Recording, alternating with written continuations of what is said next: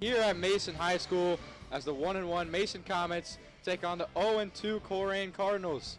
I'm Evan Amazon, joined by Ben Howler. How you doing tonight, Ben? I'm doing fantastic, Evan. An interesting matchup between Mason and Colerain. They've met quite a bit in the same conference, like you said, first conference matchup of the year. But why don't you tell me, since Mason's joined the GMC, how many times have they beaten the Colerain Cardinals? That would be 0, and what's also crazy is seeing a 0 next to Colerain in the win column, Ben. Yeah, Colerain, don't let that fool you a little bit. They had two really tough games early on, one against St. X last week and then one against LaSalle, two GCL South teams. And last time these Comets and Colerain met was last year in that second round of the OHSAA playoffs. Colerain took that one 28-7. It was a little closer than the score says so, but Mason, just too many turnovers, and that's what they got to do this week. Limit those turnovers and make Colerain turn the ball over. Colerain had 2 turnovers in each of their first 2 games, and Mason's also got to force their young quarterback, Zay Jennings, to make some mistakes. He's thrown a couple interceptions, but Mason's defense, definitely one of the best defenses in the league, and someone that can make that happen. Yeah, led by number 21, Jake Bates, the junior linebacker, second in the GMC in tackles. He's been all over the field, averaging 8 per game with a forced fumble and 2 recovered in his sack. He's got the nickname Hammer for a reason, as you see him on the screen right there. Yeah, and he's a bit of a two-way player. He plays some running back for the Comets too. He's had a few rushes. Another two-way player, this time on Colerain's side, and he's the epitome of what a two-way player should be. MJ Flowers, he's got 50 rushing yards per game, 5.1 per carry, 2 touchdowns so far this year. He's the Eastern Illinois commit, and Mason's really got to contain him today. He's been a big part of this offense the last couple of years for a long time. Colerain, a very run-heavy offense. We're going to see a lot of MJ Flowers here tonight. It's also opening night of GMC play around the area. Middletown and Lakota East, as we see the tailgate here at Mason High School. Kickoff will be coming up next. Don't go anywhere.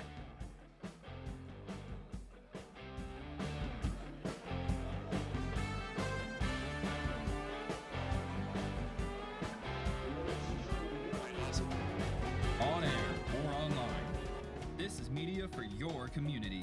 This is ICRC TV. Hey, sports fan! Did you know the OHSAA is among the national leaders in social media?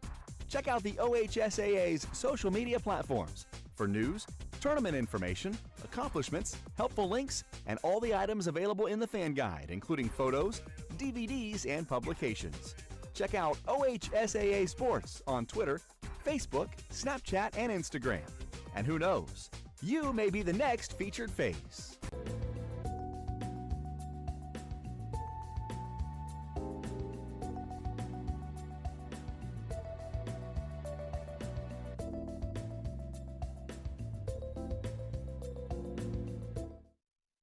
Back to Dwire Field for tonight's matchup between the Mason Comets and Colerain Cardinals. Once again, I'm Evan Amazon, joined by Ben Howler.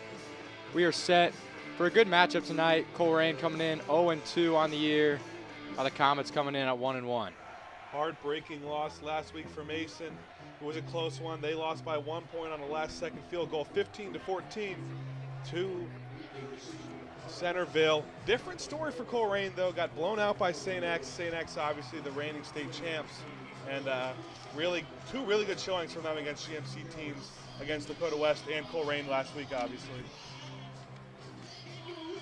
But Colerain won the toss and did defer, so Mason will be set to take the kickoff.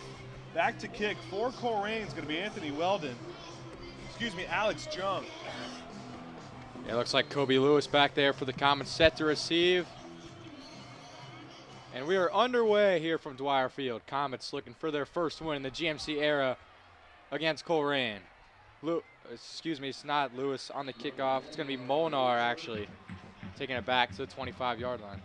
How often do you see the punter, also the kick returner, on the other side of the ball? Michael Molnar can play anywhere. Obviously started the season at quarterback. He's kind of moved more into that wide receiver slot position lately. He's played some safety. Like I mentioned, he's the punter and returning a kick there. Really a jack of all trades in Molnar. Looking at the starting lineup, Mason's offensive line is something that they thought it's going to have to improve for the next game. Obviously, they get Cooper Schreider back. It's going to be big for them. But if you look at their skill position, something we're really looking at today, Saeed Garnett, I think, going to break out sometime here soon. And the Comets will start with a handoff up the middle to Sailors as he plows ahead for about 4. Comets like to establish the running game early. Yeah, we've seen that a few times from them in each of the last 2 games. Sailors is a power back, and he's a guy who's not going to be afraid to take a hit, and he'll go right into the pile, right into the middle and the teeth of the defense. As we're taking a look at Colerain's starting defense, Isaac Swisshelm, someone who hasn't got a lot of starts, but they're really hyped up about this week, and then Donovan Dillingham, one of the premier lockdown corners in the city. Brown drops back. He's looking for the hook route, and that'll be incomplete. It's pretty good defense by Aaron Foster. Yeah, great coverage from Aaron Foster, looking for Molnar. Foster Molnar couldn't get a step on him, just staying right with him, short little fade. Yeah, Molnar really got going for the Comets last week, playing his first game at receiver. Really liked to use his height advantage, quickness of height and speed on the outside. So now the Comets on 3rd and 6. Trying to get the first down. Brown in the shotgun, takes the snap. Some pressure from the Cardinals front 4, and Garnett's not able to corral that one. So it will be a 3 and out for the Comets. That's that two-way player, MJ Flowers, on the coverage, one of the stars of the offense, and making a play there on defense. He's someone we're going to have to watch coming into this game on both sides. The Comets only able to pick up 4 yards. So it'll be Michael Molnar, like you mentioned before, punting for the Comets.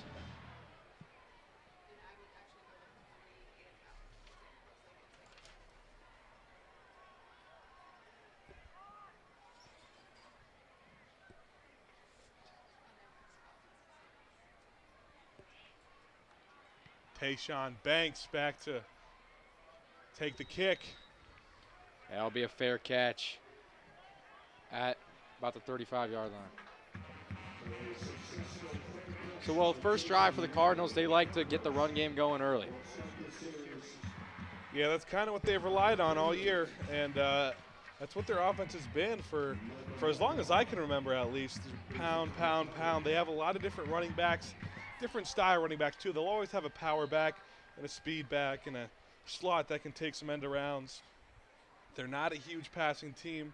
They got a young quarterback in Zay Jennings, only 39 passing yards per game.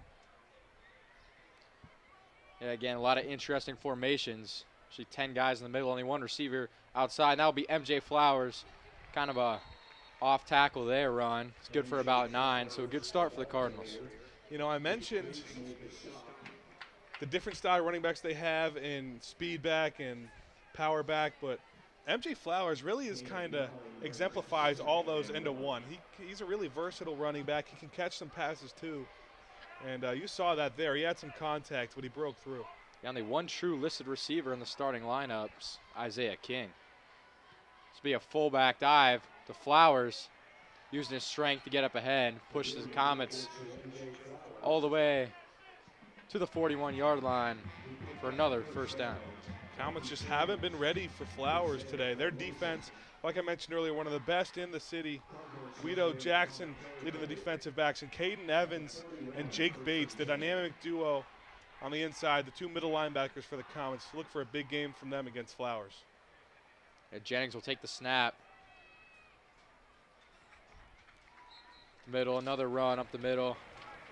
That goes to number 2, Mari Shannon, kind of the second guy the Cardinals like to use out of the backfield. Yeah, Shannon, 23 yards per game.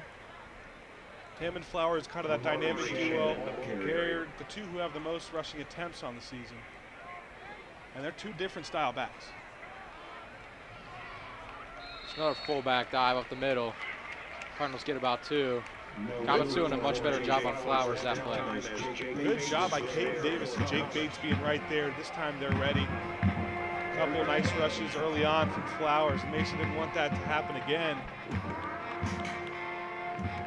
This is not a situation the Cardinals want to be in. 3rd and 5. Could be 4th down territory. too close to punt. Another handoff, Flowers going to the outside. He escapes a tackle and is able to get a first down. So MJ Flowers off to a great start, picked up another first down for the Cardinals, moving the chains again. That's a play that can't happen if you're Mason. Flowers had guys surrounded. Looks like he had no daylight, but he's able to just bounce through, using his speed and his toughness. Sees 1, 2 defenders on the end, makes a nice move, a couple of nice blocks in there, then breaking 3 more tackles to get to that first down. Yeah, Caden Evans and Guido Jackson with missed tackles on the play. And this is an outside run to Shannon, cuts it to the left, and he's got a hole. Finally taken down by Mikey Jones.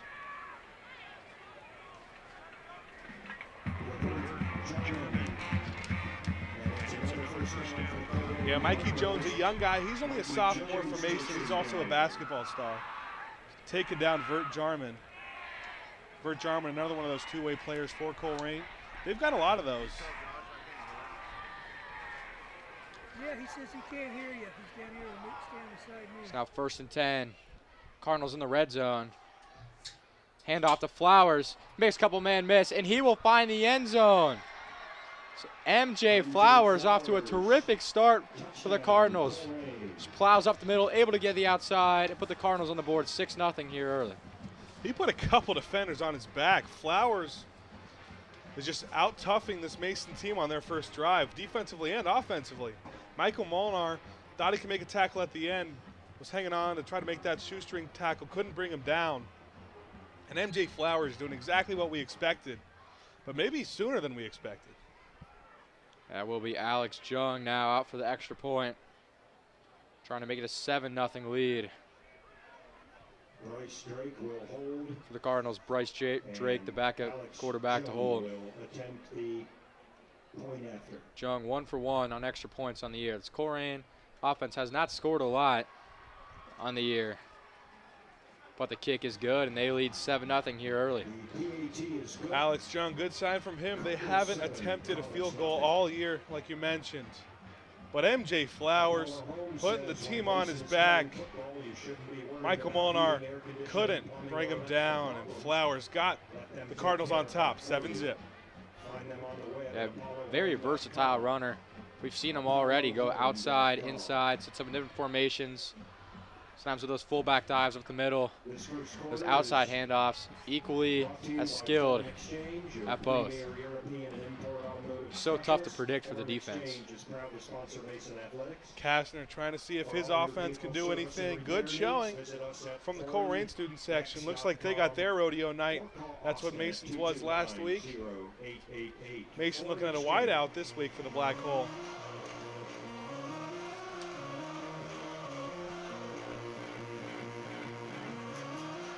This is where Colerain likes to be. They like to get ahead early, run out the clock, long drives, run after run, really wearing out the defense. Jung will be back to kick. Already his second kickoff of the game. We're only 3.5 minutes in. And Molnar and Lewis both back to return. It's the kick from Jung. Be caught by Lewis at about the 4-yard line. Trying to find some space in the middle. He'll be taken down at about the 26, so pretty good return from Lewis. Now the Comets offense, Larson Brown, the junior quarterback, coming back on the field, trying to have better success than the first drive. Lewis is another one of those guys where there's not one thing about him that jumps out. He's very versatile. Star wide receiver for the Comets. He's got a couple touchdowns on the year. He uses his speed, he uses his size, and obviously one of the strongest wide receivers you'll see in the GMC. Trying to use that to his advantage. Mason seeking their first down. The Comets starting with trips left. Very different formation from Colerain as the refs seem to be talking something over as MJ Flowers is going to come out of the game. Looks to be limping a little bit. Let's hope he's okay. Sometimes when a ref sees you down like that, they're going to make you come out of the game. Brown on the snap will hand it off to Sailors. Cuts to the right, makes a man miss. Gains about 7, so nice job by Nick Sailors. Really impressed by the vision of Sailors on that play. the IQ to bounce it outside. He's only a junior, only his 3rd varsity start of his career. But he saw he's got nothing up that hole and bounces it outside to get 6 or 7. Good job by Sailors. A good block there from the right guard, Michael Wood. Will come up that hole, allowing him to get to the outside. Brown again the shotgun. 2 receivers to his left. Molnar, lone receiver on his right. And looks like some movement from the Colerain front. Good discipline by Mason. Colerain, one of their things coming into the game they had to improve was their discipline. A lot of turnovers and a lot of penalties in their first couple games. And we're just seeing the first penalty for them today.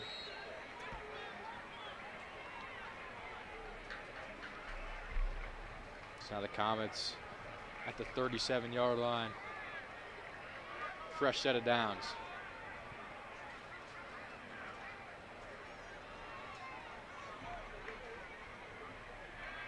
And Brown's going to take the snap, trying to find Garnett with a quick screen pass.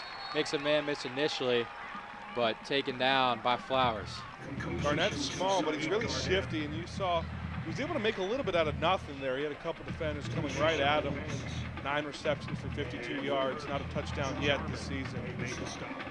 Almost had a touchdown last week, but fumbled at the goal line after he made a couple man miss. Kobe Lewis able to pick it up, fortunately for the Comets. Kind of one of those ones where we kind of know it should have been touchdown for him, and in our books, nice really reception from him. There will be a flag right as Brown hands it off to Sailors.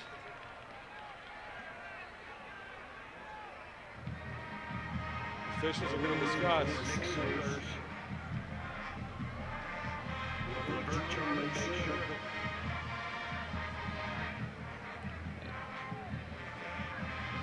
Second down at 13. Flag on the field.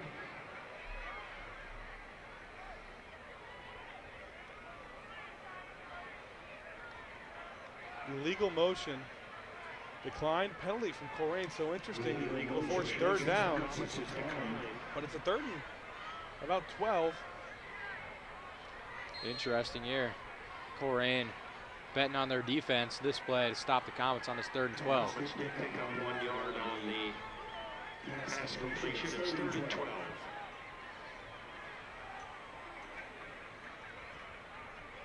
Garnett in motion. Brown takes the snap. He's got pressure. Able to roll out to the right, and he finds Lewis. Looks like just short of the 1st down. Caught at about the 45-yard line. That was a nice effort. Brown did not have a lot of time. Had to escape very quickly. Rolling out to his right and just barely keeping his feet in as Lewis.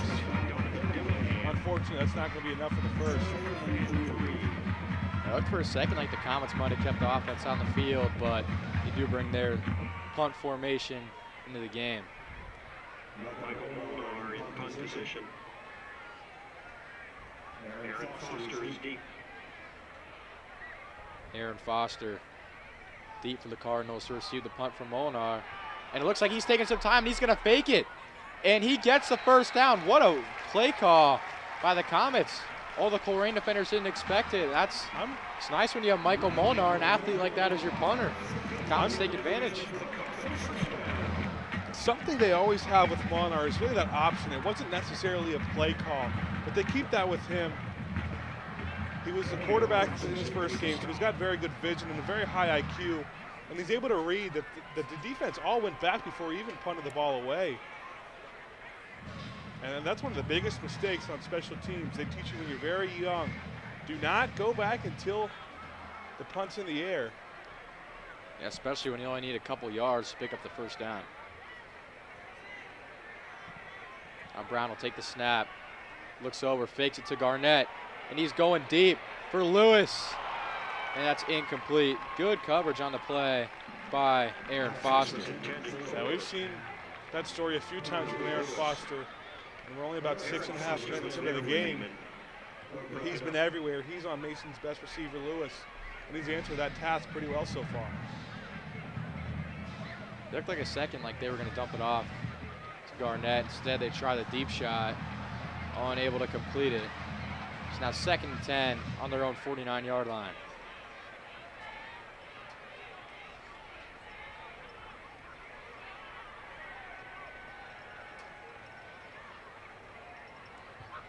Brown hands it off to Sailors. Sailors up the middle, makes a man miss. To the 30, he's got green grass at him, to the 20, to the 10, and he's in. Touchdown, Nick Sailors. What a run for the Comets, and what a response. It's that vision again that Sailors has that we talked about earlier. Really impressive from a junior, but he found a hole, maybe not where the intended play was supposed to go, and all he needed was one spectacular block from the wideout, Michael Molnar, and he could do the rest with his legs, finding the end zone, barring the extra point here from Timmons. Fantastic start to the game from Sailors. He's gotten close on a couple other runs, and he's able to get that one into the open field.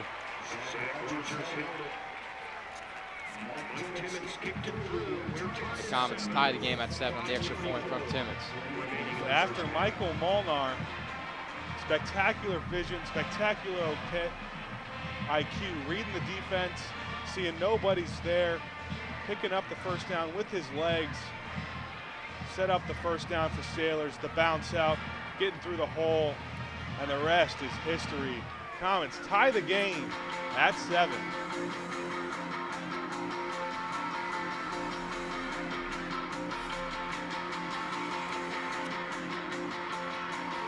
A crucial touchdown for the Comets.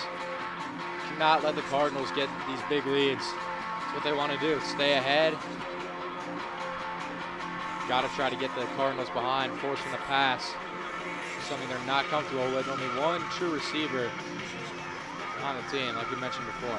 Coming out and playing, getting the lead early from H is huge because Colerain naturally is not going to be very good at time management with how run heavy they are.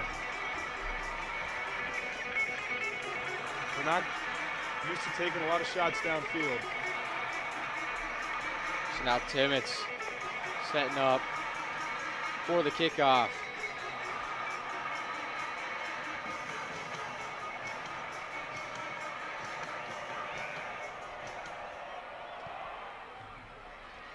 Will be a squib kick, picked up at about the 12-yard line. And a good return all the way up the sideline.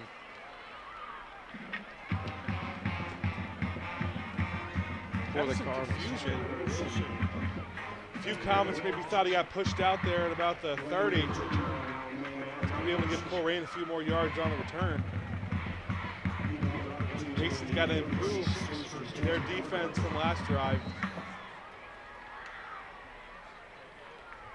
That was Jason Young on the return for the Cardinals. Again, 2 receivers this time. So they pitched one this out to Satterwhite. And he goes ahead to about 40 to the 45-yard line, about an 8-yard gain. So many weapons in this Colerain offense. Well, I was just going to mention, Satterwhite's not a guy who's jumping out to you on the stat sheet, but if you see him play in person, and you see his explosiveness and his shiftiness and how he's able to get from point A to point B like that, he's going to be a really dangerous weapon, kind of in the backup on the bench for Colerain.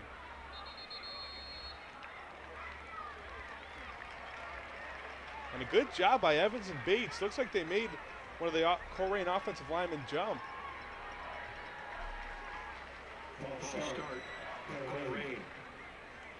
Yeah, these false start penalties hurt Colerain in their first couple games against LaSalle and St. X. Can't afford to make those mistakes when you're a run-heavy offense. This handoff goes up the middle to Flowers.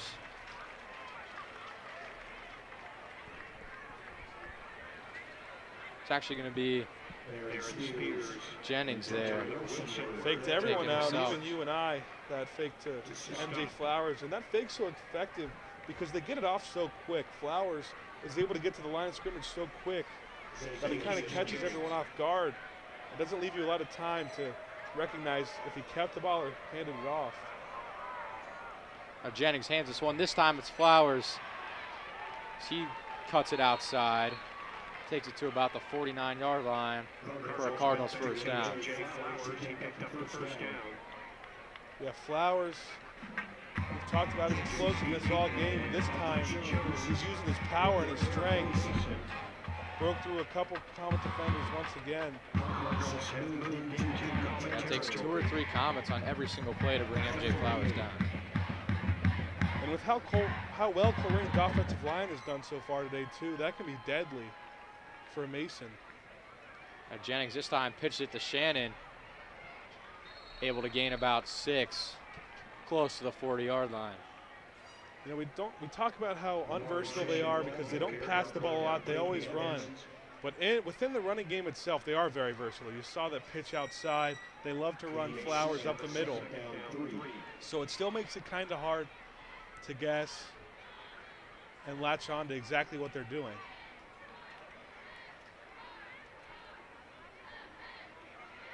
So as Flowers fakes the handoff, Jennings going to keep it himself. He makes a man miss. Jennings, he's got the sideline. He's got one man to beat. And it looks like he gets tackled very close to the goal line at about the 1. J.C. Deaton chasing down Jennings to make the touchdown saving tackle. Yeah, he made one big stiff arm and got the outside. Good job by Deaton getting there, saving a touchdown. But it still gives Colerain really good position here, especially with that power run game. And another flag.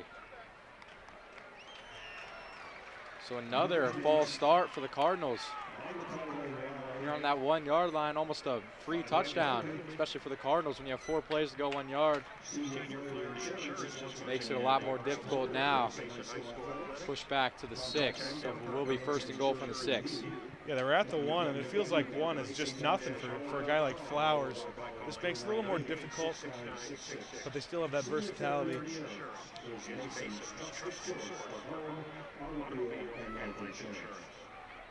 So still 1st and goal. Now Jennings this time, an end around. For a touchdown, that's Vert Jarman. Not one of the main running backs for the Cardinals, but still able to find the end zone. Nice play design there. Yeah, they have so many weapons like you talked about. A lot of them you're not going to see in the stat category. A lot of them are decoys. Vert Jarman, one of those who you feel like hasn't had a lot of rushes. You think he's in there as a decoy, but this time he's taking the ball into the end zone. And the extra point is up and good once again from Alex Jung. So after Mason ties it up just like that, Colerain strikes back on a Vert Jarman touchdown to make it 14-7 Cardinals. That's what Colerain does. They tire out your defenses play after play, rush after rush. Very difficult to stop.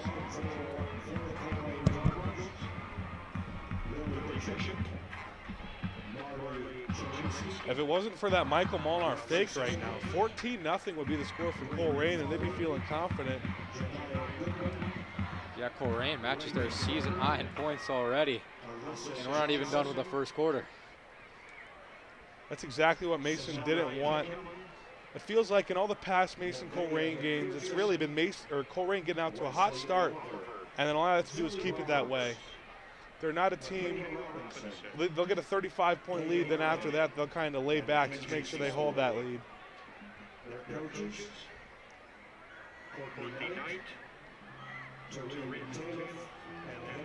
Yes, Colerain team, definitely not as dominant as years prior, but still nonetheless one of the top teams in the GMC year in and year out. So Jung on the kickoff. It's going to be caught by Lewis, the 15. Turn to about the 26 to the Comets. Set up shop there. You know, Mason always looks like a team who has really good punt and kick coverage and also puts together some really nice returns for punts and kicks. And that's a lot because they keep their offensive and defensive starters in for that special teams. For those special teams plays. A lot of teams don't do that. They put some second stringers in to get them some playing time. But Mason likes to keep their starters in, have their best 11 guys on the field at all times. Yeah, we saw how important special teams was in the game last week. Lewis in motion. Handoff up the middle. Sailors gains a couple on first down. Looks like a helmet's going to come off. I believe it's going to be Michael Wood. Excuse me, Lane Davidson could be forced to come out because of the helmet. High school rule. And a big loss for Mason. Someone who's got 2 touchdowns on the year. He's out with COVID. That's Quentin Kaler, the tight end. He's only a junior, showing a lot of potential.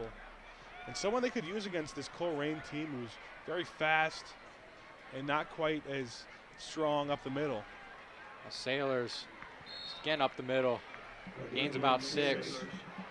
Very quick to the hole, and you can really see Sailors' improvement from his first 3 games. Yeah, he's become more and more comfortable in every single position around the O-line, up the middle, around the outside. He's really loving that around the outside position. That's where he got that touchdown. Starting to look like Nolan McCormick a little bit. Mason loves those power backs. Logan Dalton before him. Matt Sora before Dalton. All guys who are fast, but mostly use their size and their strength. So under a minute to go in the first quarter. 3rd and 5. Sailors again. Oh, it's a fake. So Brown's going to keep it himself. That got us and the cameraman too. What a fake from Larson Brown. On top of that to pick up the first down. Yeah, and luckily for the Comets, it fooled the Colerain defense. Larson Brown, not known as much of a runner. Michael Molnar, Comets quarterback in week 1, more of a dual threat running back. Faked out Flowers too. And like you said, when they made the move to put Larson Brown at quarterback instead of Molnar, you know, Brown's got a really good arm, but people asked, you're not going to run the read option as much with Brown. He doesn't quite have the legs that Molnar does, but I think he's kind of proved those haters wrong. These Comets will snap it with about 10 seconds. Oh, and Brown's going to take a big hit to end the first quarter. That's got to feel good for Vert Jarman, who just scored a touchdown and then comes back on defense with a really nice hit. And Brown's down. Not a good sign for the Comets, but that brings us to the end of the first quarter. Colerain's got an early lead, 14-7.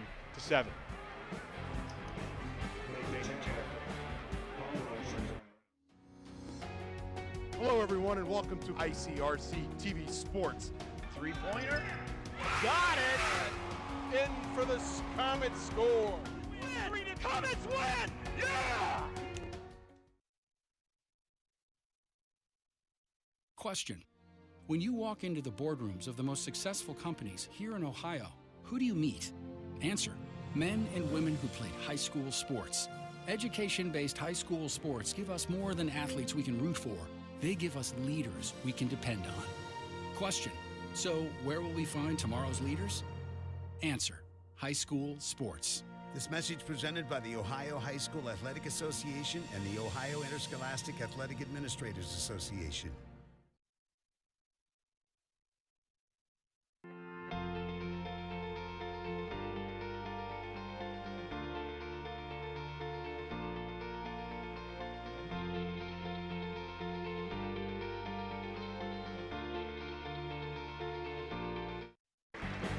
Tailgate night in the whiteout here at Mason High School. They're playing rivals, Colerain Cardinals. They're down 14-7. A couple of nice rushes from Vert Jarman and MJ Flowers got them on top. Yeah, Larson Brown took a big hit on the last play of the first quarter. So he's able to slowly make his way off the field. Let's hope he is okay. We're going to take a look at that hit once again.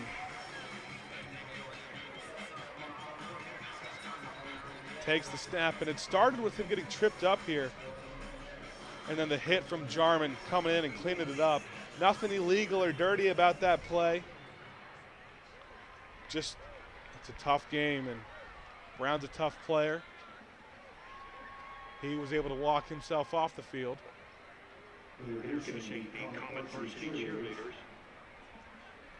But this Colerain defense, kind of what they've been known for so far this season, and they've showed to hold that strong name so far. Gracie Cruiser. Isabel Paley. This will be the Comets ball. Isabel. Going from right to left now to start the second quarter. Molnar going to be in for Brown. Garnett in motion. One receiver out right, one receiver out left. Snap taken, handed off. Fake. That read option from Molnar, what we've all been expecting. And Molnar's first snap back as quarterback, able to pick up a first down on the fake. And that's the third time today between Brown and Molnar that we've been faked out by that fake handoff. That's something that's small but big. Sailors got hit right away, so you know that full Colerain as well.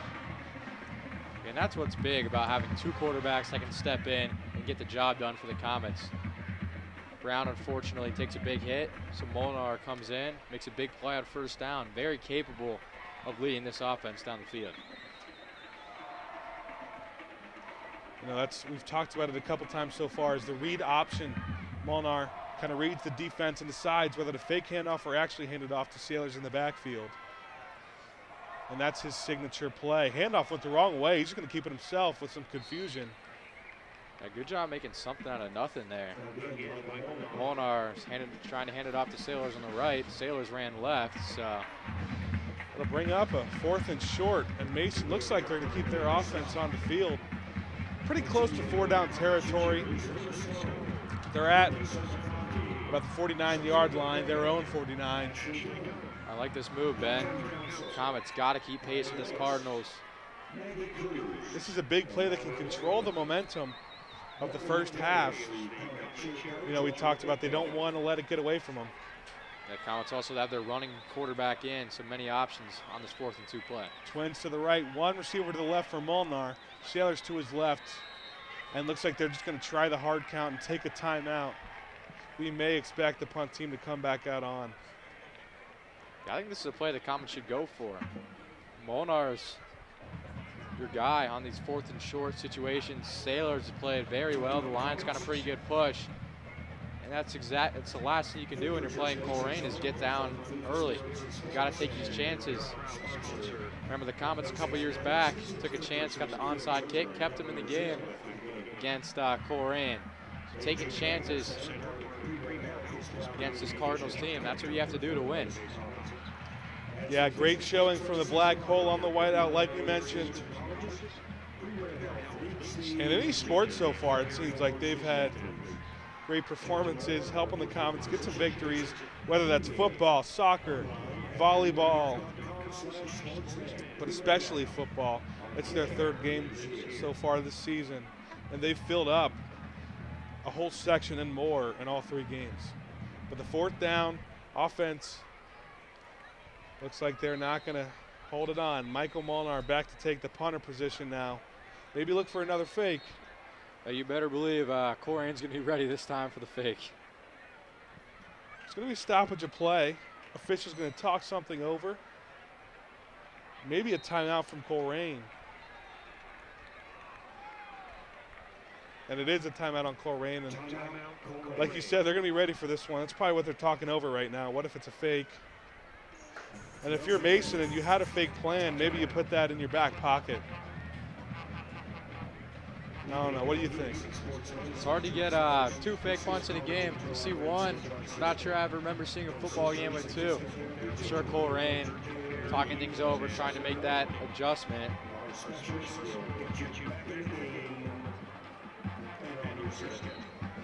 going to be Jason Young back to return for the Cardinals. Molnar back to punt once again.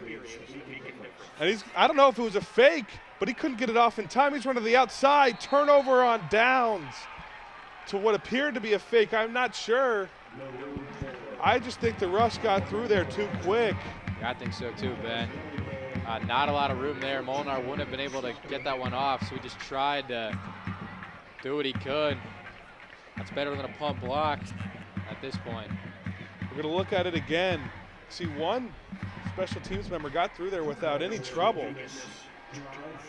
And then the rest of the Cardinals were able to clean it up, make sure they didn't get another first down on a fake punt. And Colerain takes over now at the Comets' 46-yard line. That was a linebacker, Temison Kassé. He came in there unblocked. Running back motion for Colerain. Some confusion in the backfield. Just be kept by Zay Jennings for no gain. It looked like Flowers was expecting to get the handoff there. Instead, kind of got in the way right in front of Jennings, so not really able to go anywhere on first down. That's what can happen sometimes when you have so many guys in a tight space in those heavy run formations. And it's all led by a young quarterback in Jennings, too, that can contribute to that. But only one receiver out. The typical formation of Colerain. Motion given to the running back to the outside. He's got the first down and more. There's a flag on the play. Finally pushed out by Mikey Jones. I think that one's coming back. That was Amari Shannon on the run. And most likely a holding on the Cardinals, and it will be. So they will be pushed back. The run by Shannon taken off the board here. Cats are not happy about something, but I'd be happy if I was him. I was going to say, fortunately for him, it'll be taken back. That's kind of the best situation when you get a learning moment out of learning moment, but the outcome still goes your way. As you can see that hold there. Yes, it was Isaiah King, the receiver. Those receivers for Colerain are going to be more like blocking receivers because they don't throw the ball a whole lot, and more confusion in the backfield. Yeah, they have some of their running backs listed as wide backs. And it's going to be a flip now to Shannon once again. Shoestring tackle trying to bring him down. Comet swarm behind the line for even worse field position. Great play made there for Mason. That's Jim Frimpong, the senior. As you saw, he got there. Was able to shut off a block. It's not like he came through untouched. That's kind of what it looked like. Yeah, great job holding on there by Frimpong. Had a huge tackle on special teams in the first game. High energy player for these Comets. Brings up a 3rd and 22 now. Might see a rare Colerain pass here, Ben. You never know. Still only have one wide receiver, couple wings, one back in the backfield. Motion, it'll be given to Vernon on the outside. He's going nowhere. Big play made by the sophomore, Mikey Jones.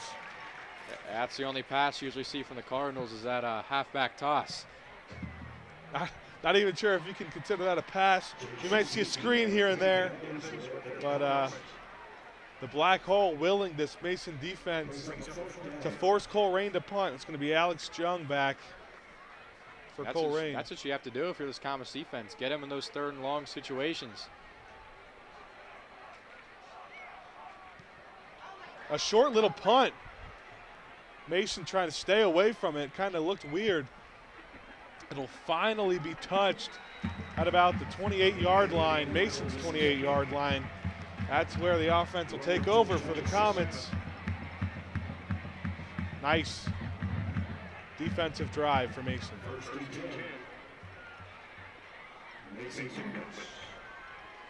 Yeah, it looks like Molnar will still be in quarterback from what we see in the huddle.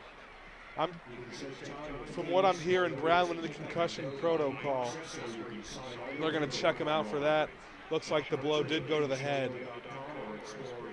Be a big task for Molnar. Hasn't played quarterback since week 1. Shotgun formation, Garnett in motion. Handoff given to Sailors off the read option. Sailors not able to go anywhere and stuffed behind the line. Yeah, it feels like on every play to start the drive, Comets have tried that run up the middle with Sailors, and it's been pretty successful, but Colerain all over that one for a loss of 1. You're not always, when you're running that play, you're not always looking for a huge chunk of yardage. You're just trying to keep the defense honest, kind of set up the outside and set up some passing plays.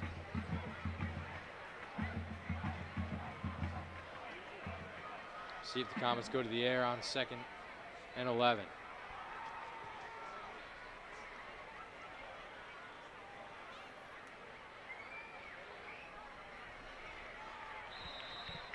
Fade out to Lewis, caught at the sideline. Another good job by him keeping his feet in.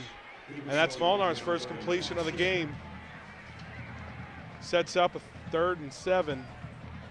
The Kobe Lewis, very important guy for the Comets to get involved. They're wide receiver 1 this year. It's a nice job keeping his feet down there. Had a couple drops in the last game, but improved throughout. He's made some really big plays this year. He's got 6 receptions for 95 yards and a couple of touchdowns to go with on the season. He'll be out to the left. Twins to the right, Lewis in motion. Fosnot, the tight end, took off. Didn't realize it's going to be a false start on the Comets. Yeah, these unforced errors, just tough mistakes there.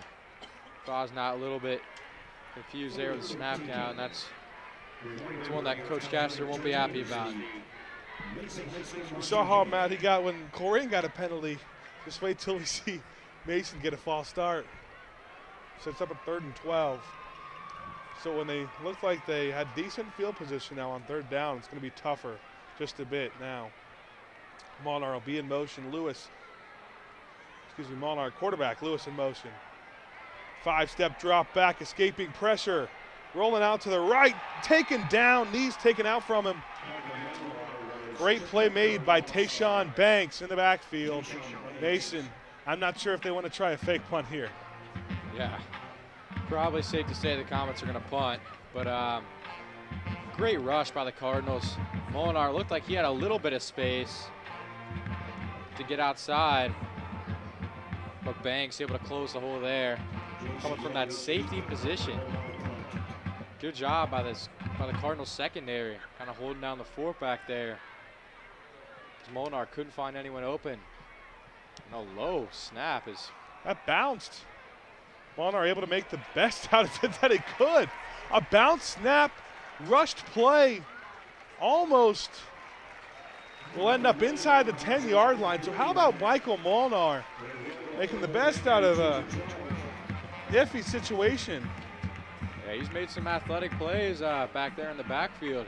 He got that one, just kind of a grounder. I was a one hop, able to field it cleanly. The other one, he made a nice one-handed catch in the last game against Centerville. Able to save a safety for the Comets. So those baseball skills, pretty important for football too, who knew? Saved the safety from them. Handoff, given to Flowers, this time off tackle, Mason's there. Only a gain of about 1. Yeah, good job by the Comets. Multiple defenders getting in front. Flowers cannot let this guy break into the secondary. We're at 6 points.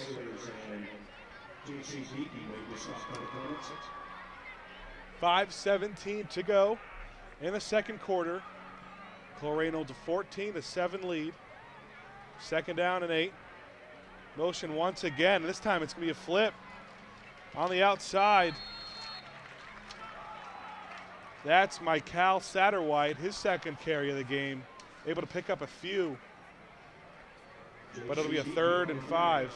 J.C. Deaton, nice play for the Common secondary. Yeah, the Cardinals like to use Satterwhite on the outside a lot. Use Flowers up the middle. But another good play by the Comets. So Colerain pushed back a little bit here on their 15. 3rd and difficult 6 for a running team. One receiver to the right, couple wings. Motion once again. It's going to be a flip to that motion. This time it's Shannon. Shannon on the outside. And it looks like he got the 1st down. Yeah, there's so much action in the backfield. A lot of the Comets thought they were going the other way. Kind of freed up space on the weak side. Shannon going to pick up a 1st down. And take a look at it again. Mason's starting to catch on that motion end around. It looks like there may have been a hold there on the outside. Kind of a missed call by the officials. Yeah, a lot of eyes, though, around Flowers going to the left. First shotgun snap of the game. A white-tailed buck deer munching on clover. A red-tailed hawk sitting on a limb. Chubby old groundhog croaking bullfrog. Free as a feeling in the wind. Homegrown country girl gonna give me a whirl on a Tennessee Saturday night. Lucky as a 7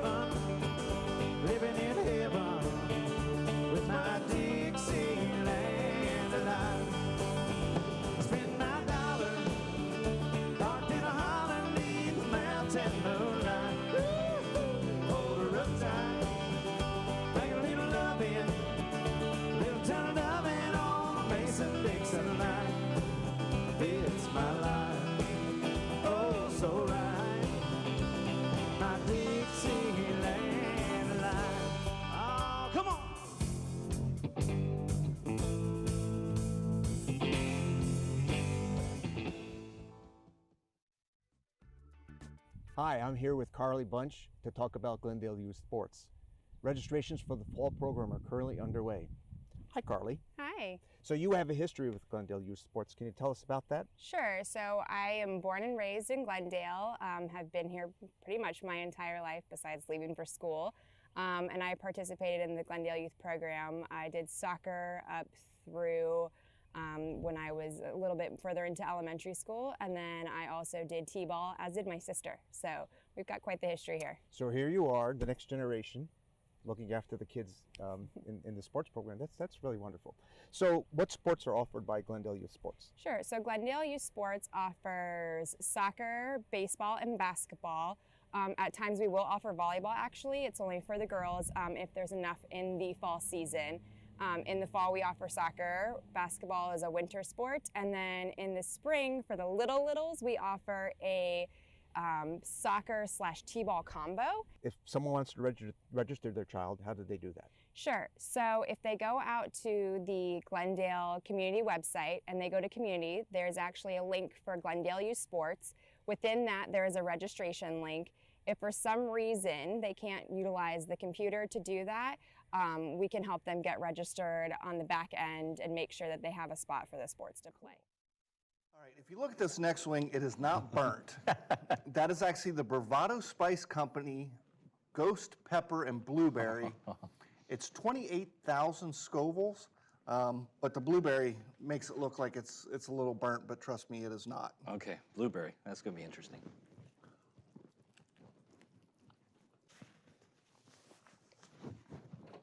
All right, going back to being a rocket scientist, with your engineering degrees, why did you pick politics?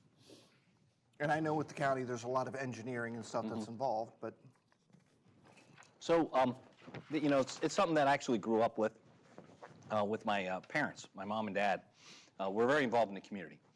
In fact, one of my earliest memories of my mom was she was the den mother for my older brother's Cub Scout group.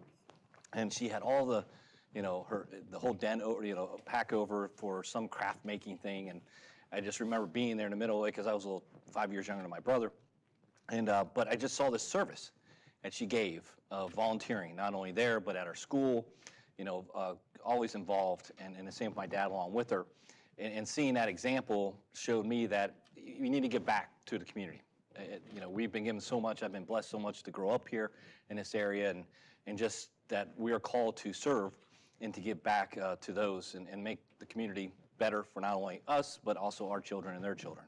And so for me, I had that example throughout my life from my parents, and then, you know, moving on through high school and into college. To me, it's just, it got me always interested in being involved. And I actually had a chance when I was in high school, my junior year, I participated in youth and city government, where I had a chance to go down to City Hall and spend a week learning about how Cincinnati city government worked. I thought it was incredible.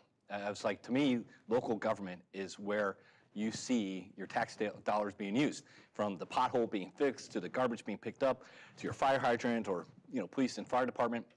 I mean, to me, that's where all the action was, and I loved it. It was like, this is truly helping out my neighbors. This is helping out our community, and that's what I wanted to do. So I've always wanted to keep it, you know, involved. And to me, I viewed it as more of a public service, community service, than I did actually as a career.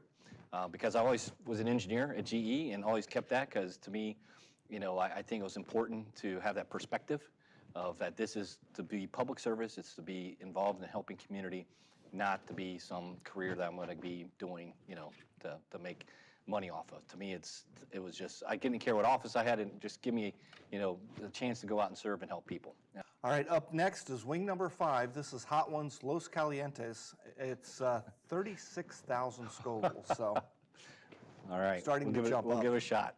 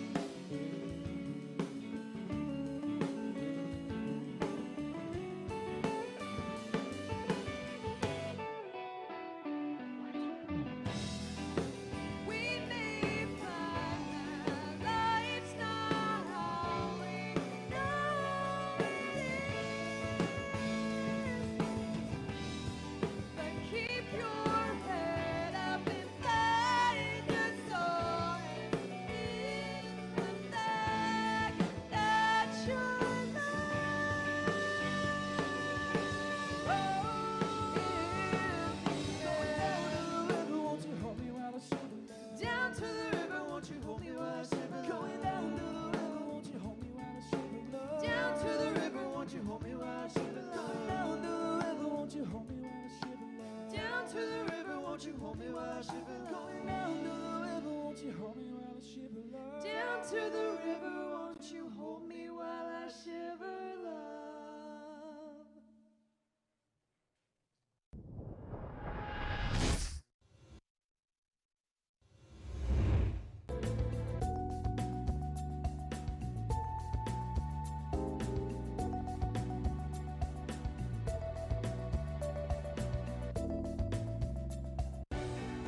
Let's take a time out to talk about educational athletics.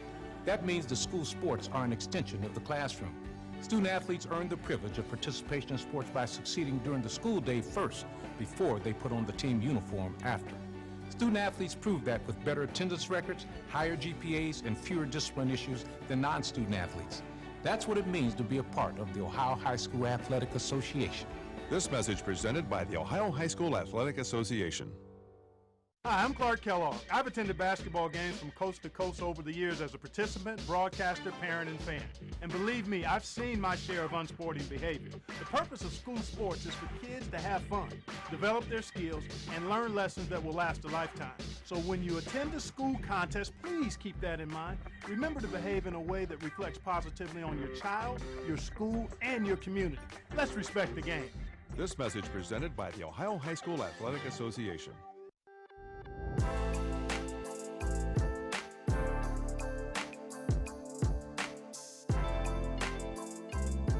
Leaves us with the next item on our agenda is item number 5, opening session.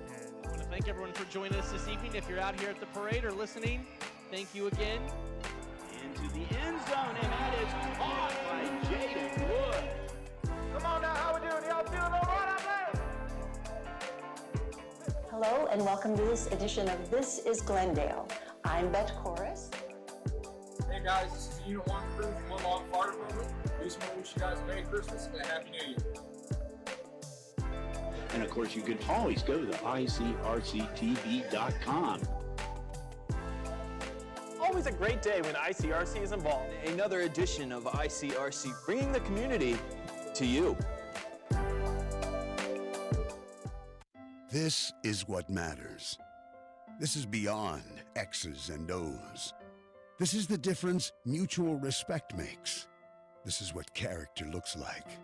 This is what defines us in Ohio. This is sportsmanship. School sports, it's not the outcome that matters most, but the way the games are played. This message presented by the Ohio High School Athletic Association and the Ohio Interscholastic Athletic Administrators Association.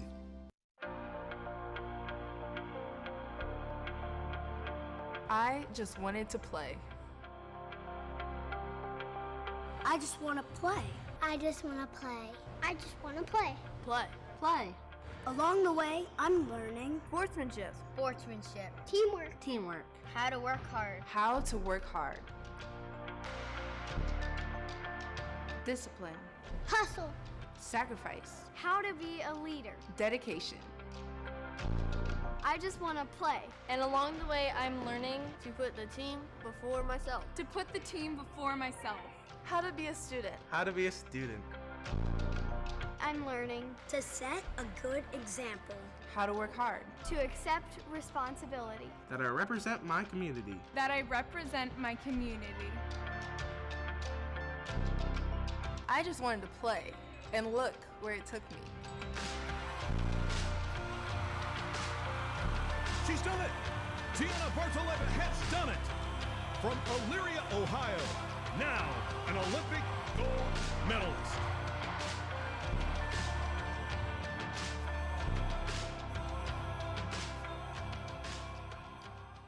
Hi, I'm Beanie Wells. Whatever the sport, wherever it's played, there's one thing that student athletes, coaches, and fans can all share: sportsmanship. The Ohio High School Athletic Association Respect the Game campaign reminds us that school sports are so much more than wins and losses. On behalf of the OHSAA, let's all do our part to make school sports a fun, positive, and rewarding experience that student athletes will remember for a lifetime. Every game, every time, let's all respect the game. This message presented by the Ohio High School Athletic Association.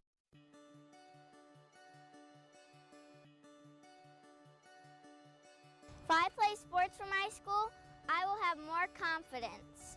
I will get better grades. I will learn how to show good sportsmanship. I will be more physically fit. I will learn how to handle wins and losses in sports and in life. I will have more school spirit. I'll learn how to work together.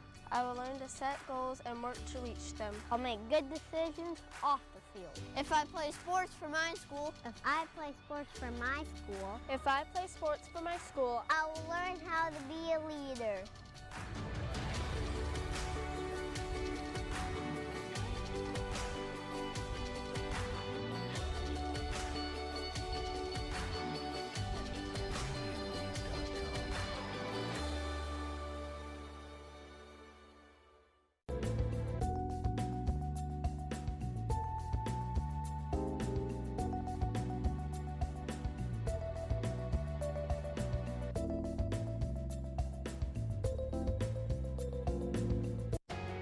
On air or online. This is media for your community. This is ICRC TV.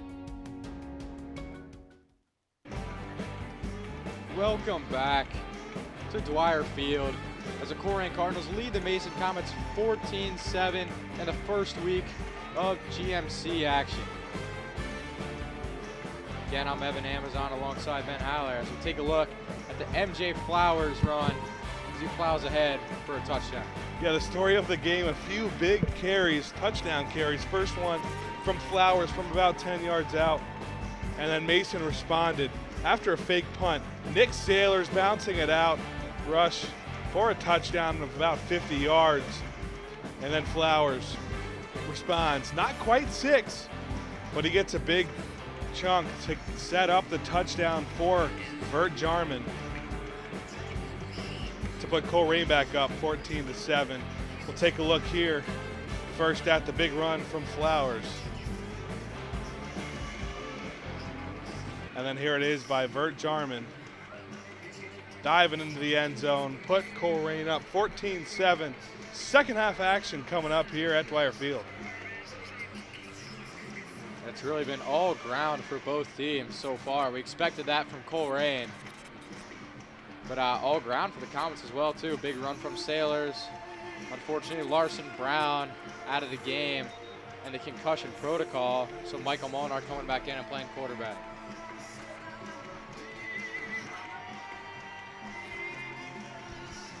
Yeah, Larson Brown getting injured might be a big reason that Mason stuck to the ground game. We know that's what Colerain does. But the black hole is fueling the Comets defense here tonight, giving up 14 points. Colerain's rush game's been pretty strong. But Colerain won the coin toss and did defer, so they will receive in the second half. Michael Timmons back to kick.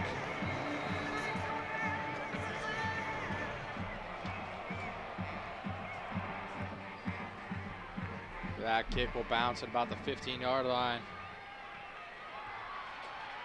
And a pretty solid return from the Cardinals to about the 35. That's Aaron Foster, cornerback, with the return.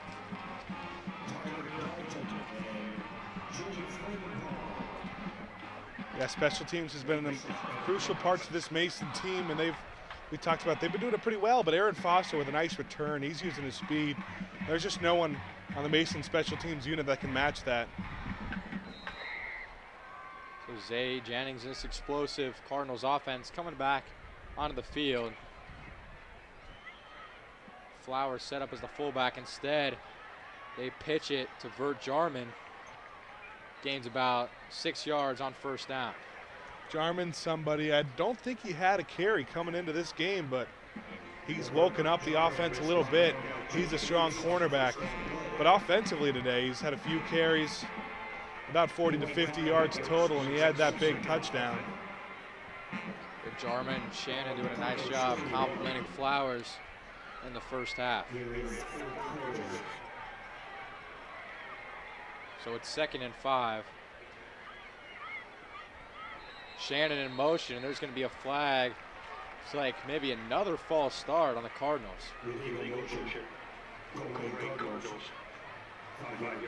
It's been a huge issue for them in the first half.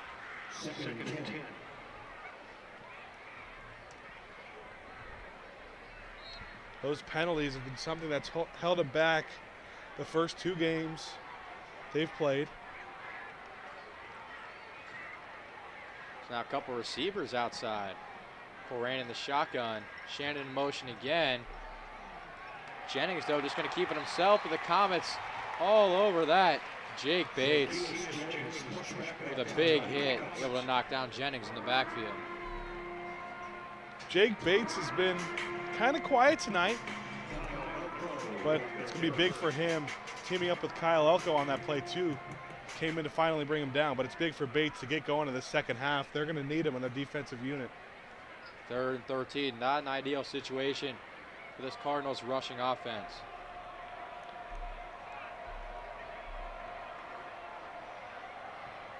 This time, power formation on 3rd and 13. Jennings drops back to pass, looking for Isaiah King, but overthrew him by about 5 or 6 yards there. King has gotten some separation, but Jennings just missed him a few times. Just not accustomed to throwing those deep passes. We've seen that story a few times.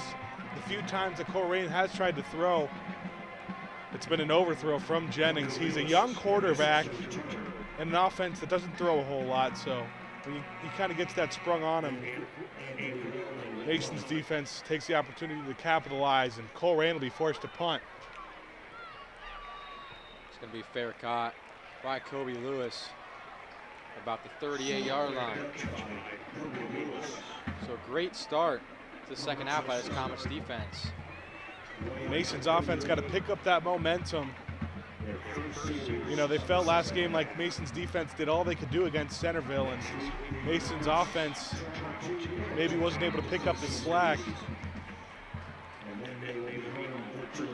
Molnar will remain in the game at quarterback, and that really kind of takes another receiving weapon out when you use Molnar at quarterback. But it brings the read option and his legs back into play. Garnett in motion. Now 2 receivers to the left, hand up the middle to Sailors. Really good job reading the holes. Going to the outside a little bit. Turned about 2 yards into 6 yards. That's something he's done well all game, is reading the holes, but you can't read holes if there aren't any holes. And this offensive line has put together some really nice work in the first half, and they're bleeding that over to that first down rush from Sailors in the second half.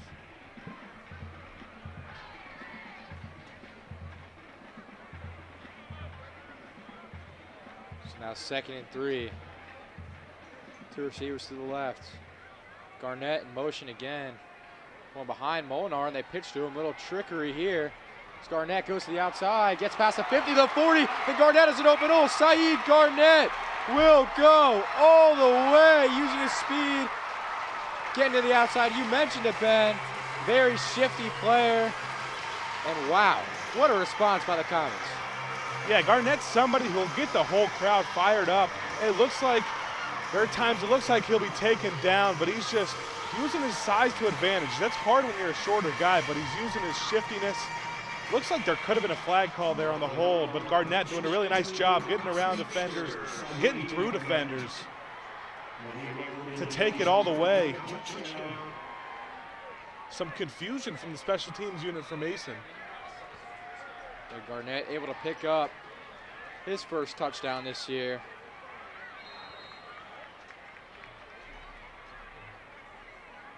Comets running some personnel on the field.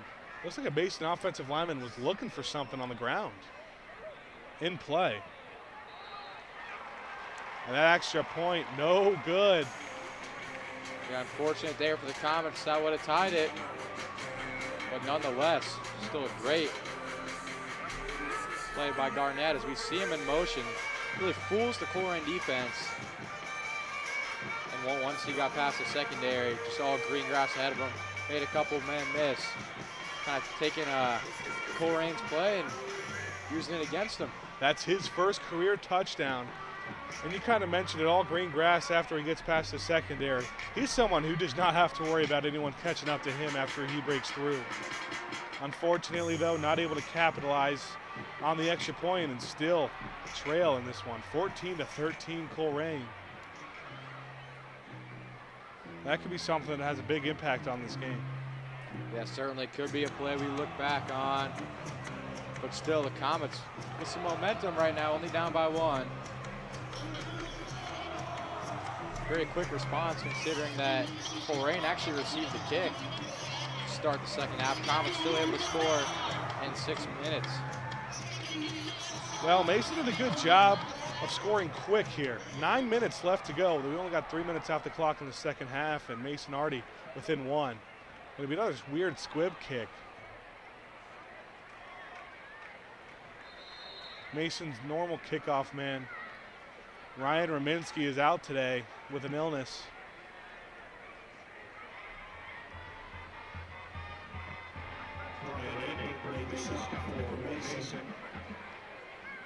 That's Brian Egbert, special teams, getting the tackle.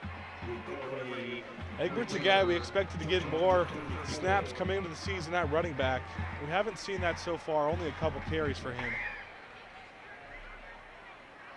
So handoff up the middle to Flowers. He pushes the pile ahead. Gets about 7 on the play. Another good job by Colerain's offensive line. And Flowers didn't even really have to make a read. He just found a blocker and stayed behind him.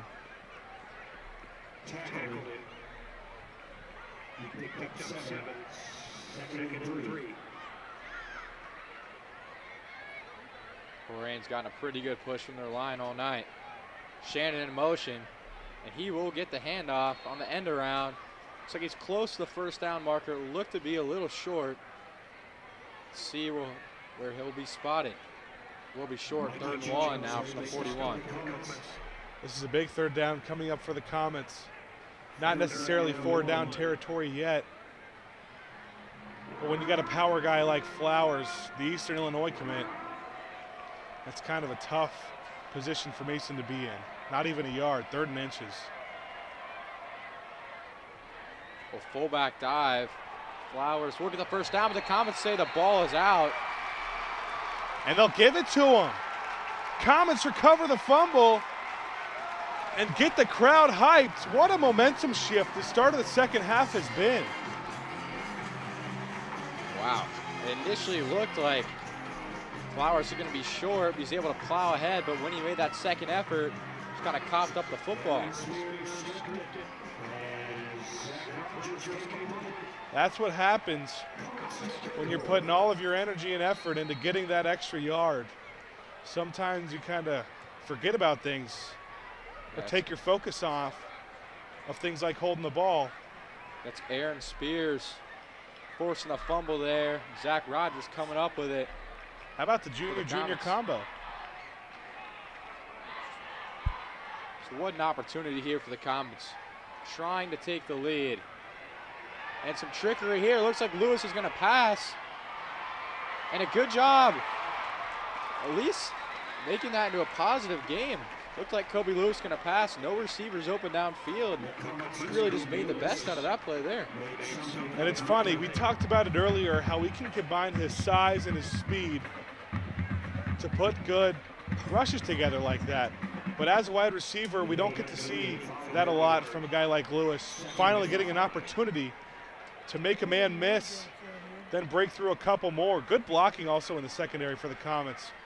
Yeah, Lewis is looking downfield for Garnett, unable to find him. 2nd and 5 now. Still a solid gain for the Comets as they are at the Cardinals' 40-yard line. Twins left. And a high throw from Molnar over the head of Saeed Garnett. That sails out of bounds. Molnar maybe just over anxious on that play. Garnett's one of the shortest guys on the field. I don't know if 6'7" Ben Fosnot, though, could have come down with that one either. Would have been close. But a 3rd and 5 coming up for the Comets. This is a big 3rd down.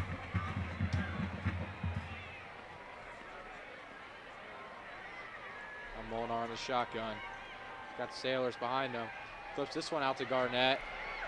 Good pass on the play. And a first down. So the Comets going back to the same play as they tried on 2nd down. They'll pick up a 2nd down. You could tell Molnar was more calm and collected on that play as opposed to the previous. Same exact play, and a good job by him to just adjust, take his time, and find it right into Garnett's chest. Yeah, that's something Colerain's not going to be happy about. Kind of just giving Garnett open space in the same play twice in a row. Maybe caught him off guard. It's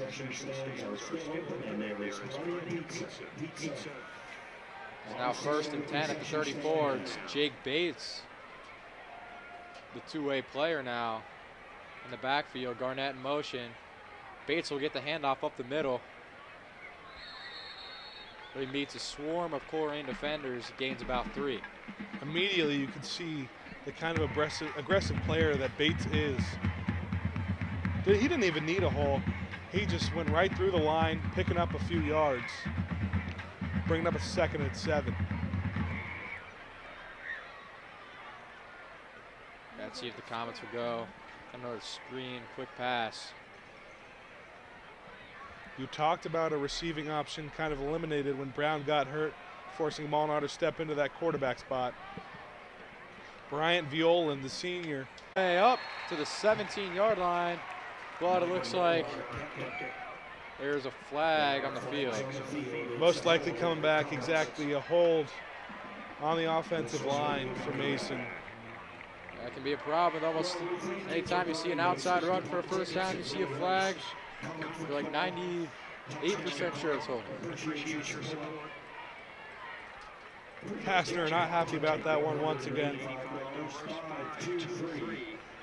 It's obviously very demoralizing when you have a play like that, a big play broken down for a first down, but especially when you're trying to build some momentum and trying to react off the momentum you've given yourselves. Sometimes that can shift it the other way a little bit.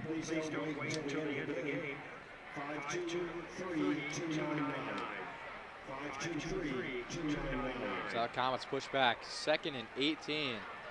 Need to go all the way to the 25 to get a first down. Hand it off to Sailors. He's got some space, and he will get the first down.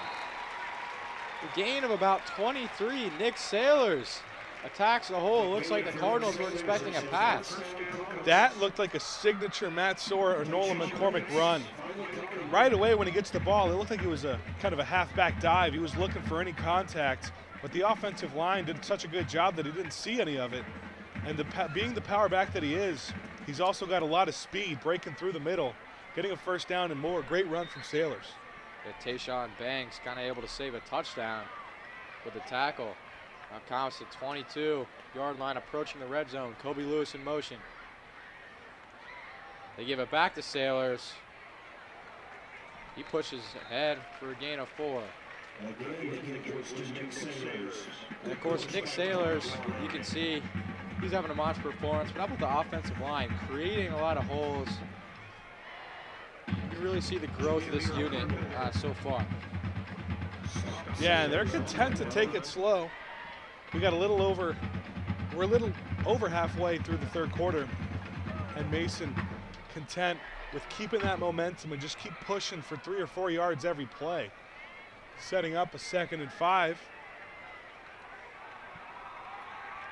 2nd and 5 from the 17, and that's going to be offsides on Colerain. Looked like that was number 20, Bert Jarman. Discipline. Colerain struggled with it the first 2 games, penalties and turnovers. Haven't seen any turnovers yet from them, but, well, we did see the fumble recovery, actually. That's why the Comets have the ball right now. So the fumble and the penalties are kind of fueling this Mason run, setting up a 1st and 10 at the 12-yard line. The Comets have gotten a lot of first downs off Colerain penalties. Now all the way at the 12-yard line. Molnar, quick pass to Garnett, unable to haul that one in. Would have been a tough catch. Hasn't been as open as he has on some of the other plays. Yeah, like you said, would have been a tough catch. He could have made the play possibly, but it looked like he might have been scared to get hit. Kobe Lewis, though, not a good sign. He's down. You know, it's been a common theme. You just hope it's cramps for Lewis. Popwell talking it over with his offensive line unit. He's done a good job with them, especially improving so far through the season. The Colerain coaching staff talking over to their defense, trying to hold the lead here late in the third quarter.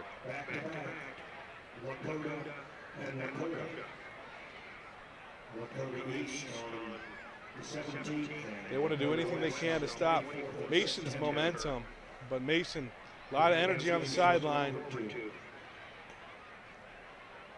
A few new coaches. Defensive line coach Camden Wood doing a great job with the defensive line, and then the spectacular strength Coach Hatton.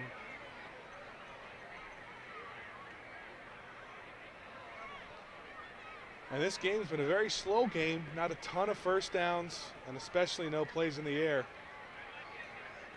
But still keeping the Black Hole entertained.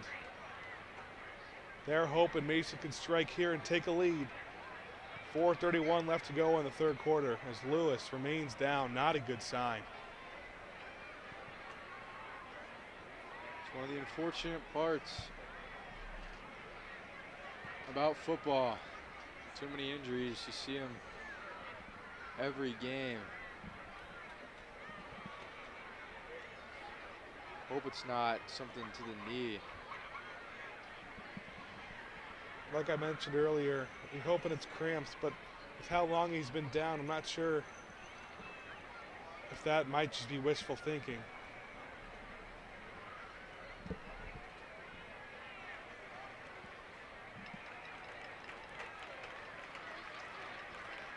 And he's finally going to be able to limp off the field with some assistance from a couple of trainers.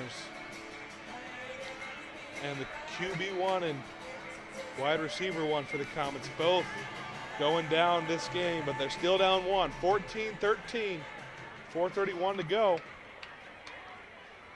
Comets need to keep momentum. Update now, big game, IMG and LaSalle this week. Of course, IMG, one of the best teams in the country. They lead LaSalle 44-7 in the third quarter. How about IMG after a huge win against Bishop Sycamore last week? Supposedly one of the best schools in Ohio. Well, supposedly is the key word there. And the rush outside from Molnar going to be taken down behind the line. So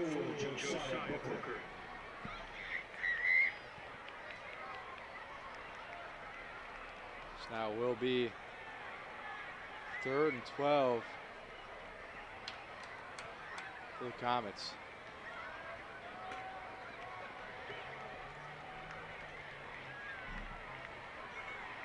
You know, injury is one of those big things in sports that can stop momentum. Comets can still pick up a first down at the 2-yard line. Play action to Sailors. And unable to find Bryant Viola on the slant. Comets wanted pass interference call. The big question was if they wanted a holding, as if the holding came before the ball was in the air. But there will be no call setting up a fourth. Oh, there is. That's going to be on offense. It'll be a sideline flag for the offense. At least a warning. We're going to wait. Looks like they're going to keep it at the same spot. So just a sideline warning given to Mason. The Timmets now with a field goal, a 31-yarder, missed the extra point. Trying to knock this one through to give the Comets the lead. And he knocks it down. So a good response from Michael Timmets after missing the extra point. He gives the Comets a 16-14 lead with 3:40 left in the third quarter. Big time play, big time kick from Timmets. He doesn't get a whole lot of experience with the field goals. Mason's a team that doesn't kick a lot of field goals. But Timmets kind of proven his role. And after his mistake, the missed extra point, is able to knock one through for three. 16-14, 3:40 left in the third. Yeah, again, I know we keep talking about this. The the Comets have not beaten Colerain in the GMC era.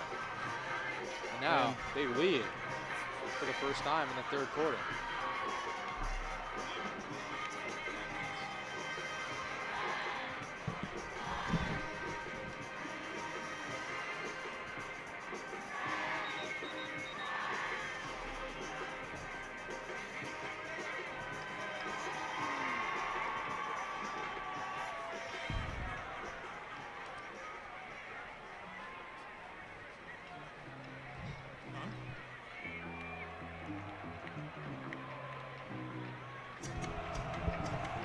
Comets set back to kick after the field goal from Timmons.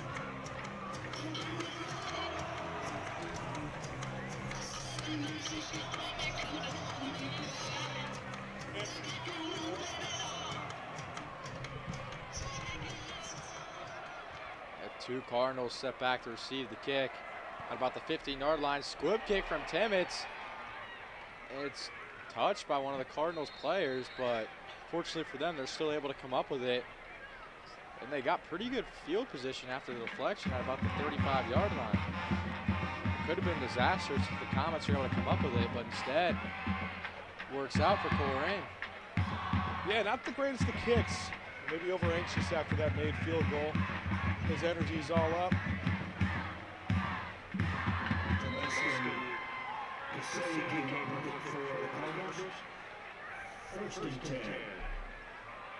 It's now 1st and 10, a quick pass to Shannon. And there will be a flag. Gains about 3 yards after being pushed back, awaiting the penalty. The lateness of the penalty makes you wonder if it'll be defense. We haven't seen a whole lot of defensive penalties today, but it is a holding on offense for Colerain. Once again, another penalty, pushing them back, and it's hard to get any momentum when you're committing penalties like that.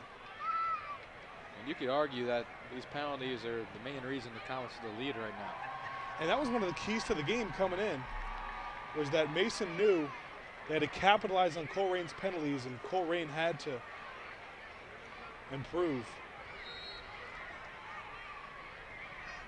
I formation for the Cardinals. Another quick pass. It's time to Satterwhite. How about Mikey Jones, the sophomore, coming up and making the play? And quickly, tough position for Colerain, and Satterwhite is going to need some assistance. That's about as quick of a pass as you'll see. Satterwhite had to be ready before the snap even happened. A really good tackle in space by Mikey Jones, his sophomore. You can see his improvement. Going to be a future star in that Comets secondary. Not only the Comets secondary, but in line to be a Comet star on the hardwood. Basketball player, started JV as a freshman last year, expected to get some playing time on varsity. Hopefully it's just a cramp there for Satterwhite. And he's able to get up, coming off a little bit of assistance.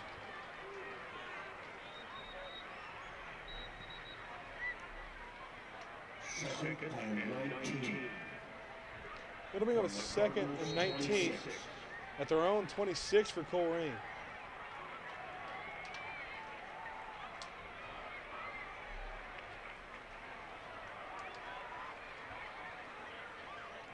Colerain's gone with a couple quick passes on this drive.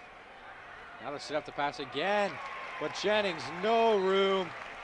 Comets all over him on that play. Looked like that was number 51, Caden Davis, with a quick hit.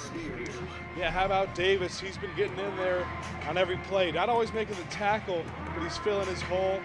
Sometimes that'll make the running back bounce outside. And a really good job by Mason's front 7 to force a 3rd and 20. Black hole getting them hyped up. Now Colerain with multiple receivers outside. That's King and Shannon on the left of your screen. Another long pass. And over the head of the intended receiver, Amir Shannon. So Jennings has missed on a lot of those long passes. He's missed long on a lot of passes. Those are those situations that you're kind of not as well prepared for when you don't throw the ball a whole lot. And you got a 3rd and 20, and looks like they're going to be forced to punt now. Alex Jung once again. Yeah, you can really see kind of how uncomfortable this Colerain offense is right now at the beginning. All they had to do was just run the ball, get 5 or 6 yards every time. Comets doing a good job of forcing him to pass as Molnar fair catches the punt at about the 43-yard line. So the Comets, good field position again, trying to build on this lead. That was the best punt we've seen all day from Jung. Pinning Mason on their own field position. Going to start at their own 43.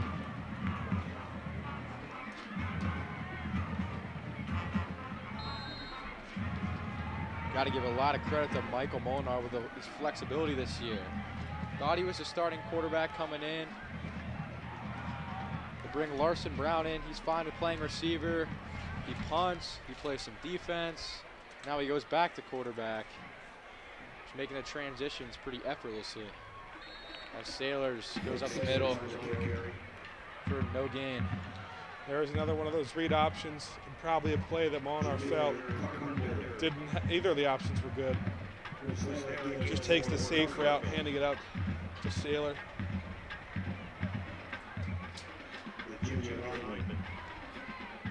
He goes nowhere, set up a 2nd and 9. The clock winding down here in the 3rd quarter, just about 1:30 left to go. We'll give Sailors a gain of 1. The 2nd and 9 on the 44. Trips right for the Comets.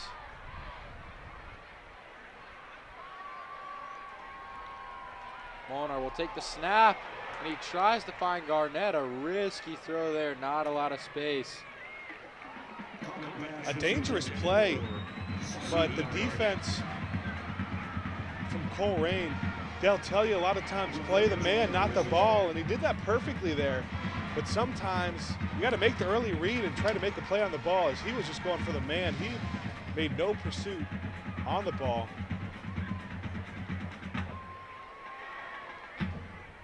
Mason and Molnar, very lucky. 3rd and 9 coming up now. That was Donovan Dillingham.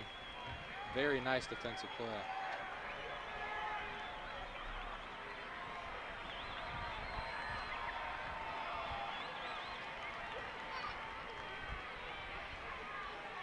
Now 3rd down, Molnar just throws it away. Actually finds Garnett, it looks like, but there looks like there's a penalty anyways, probably on the Comets. Holding.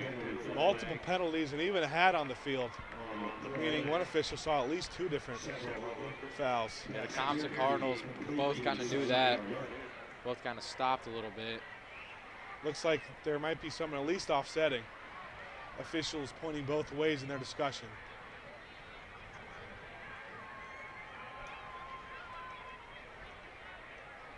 This is where the officials make their money. Could be a difficult call to make when there's 3 or 4 flags involved. 1:06 to play. Comets on top by 2.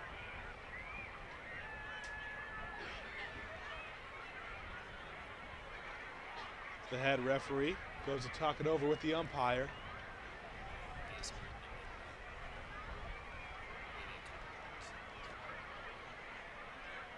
Maybe a hold there in the middle.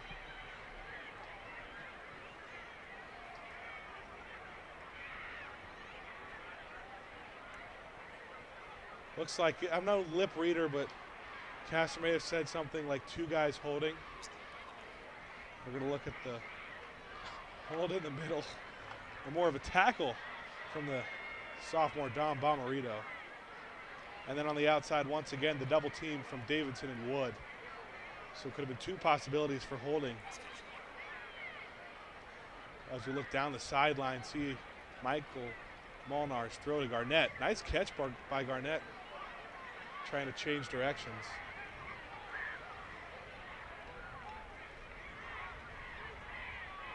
There's going to be a holding offense, that's decline, and then a push in the back on the offense, that's decline.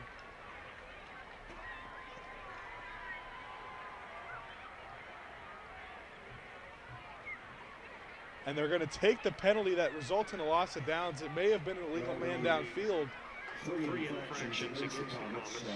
A holding, a block in the back, and a legal man downfield. So now we know why the refs were taking so long. It wasn't just one holding or two holdings, but two holdings and an eligible receiver downfield. But still a good catch by Saeed Garnett. Some good practice on the hook route. If you want to take anything positive there, yeah, talk about the Garnett's catch.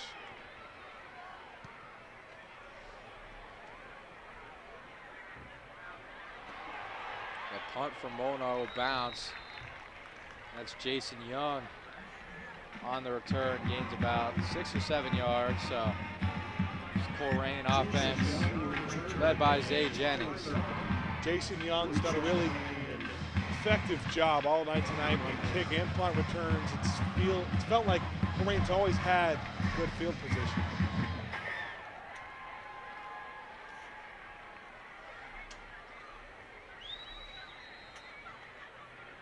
Good opportunity for the Cardinals. All they need is a field goal to take the lead.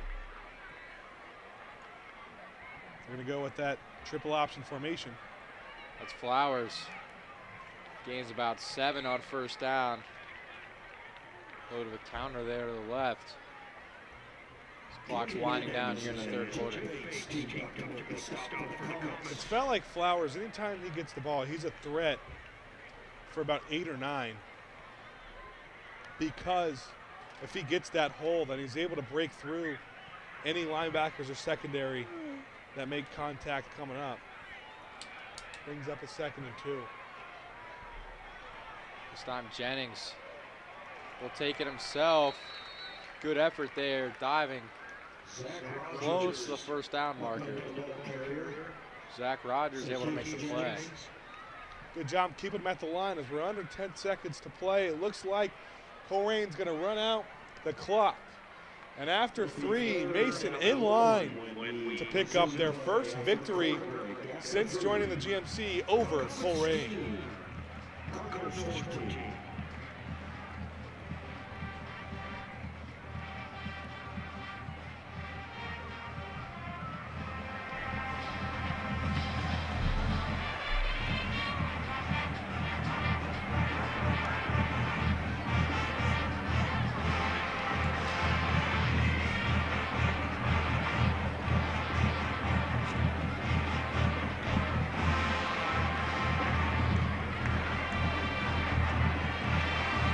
Unthinkable could happen here.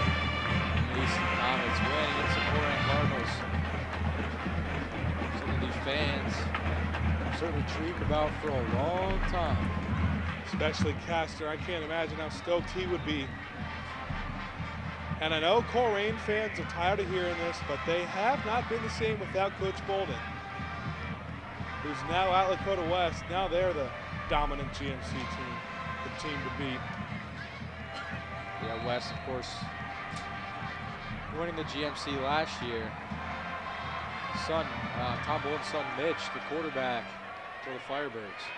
First play of the fourth quarter is going to be handed off to the Flowers. Flowers breaking through. Some contact in the secondary. He's got the sideline. He's inside the 10, and he'll score and take the lead for the Cardinals.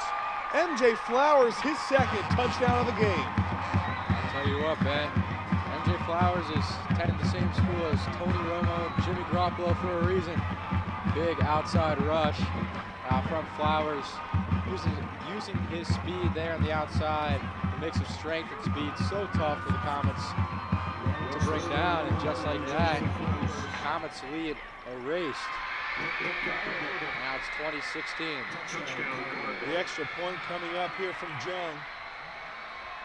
He's 2 on 2 so far. The Comets band trying to mess up Jung here, hold it to a 4-point lead. And it looks like they're unable to do so. 21-16, 5-point lead from Colerain. Only 1 play into the fourth quarter. And MJ Flowers takes matters into his own hand. A nice run on the outside, a missed tackle from Caden Evans, and another missed tackle for the Comets. So once Flowers got to the outside, no one was bringing him down. The only defender left was really the sideline. The only chance was if Flowers lost his balance and stepped out of bounds, but was able to stay in as Colerain student section on rodeo night. Pretty excited right now. Go Folsom. Looks like he's got his own sign. Jaden Folsom, the wide receiver. Fan favorite.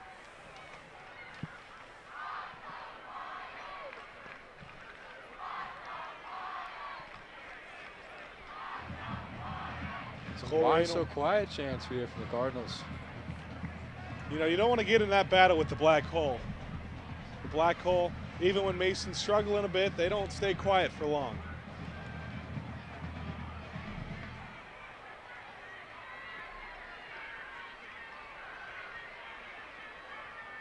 Frimpong and Jones, part of the front line for this kick return team.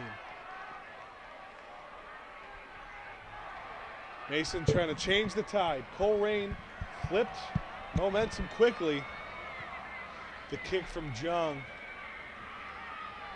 will be let bounce. Molnar barely able to get there and dive on it. Molnar, when you see the ball in the air like that, you got to take it because you have no idea how it's going to bounce.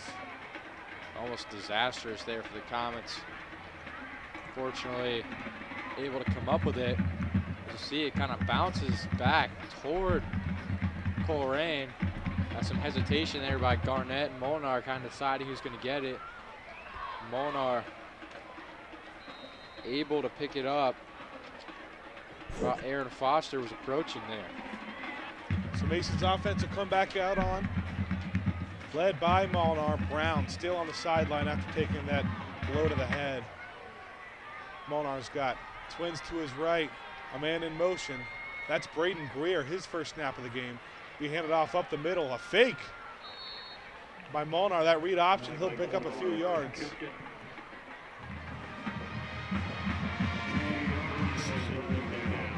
Molnar able to pick up 5. Robinson on the tackle for the Cardinals.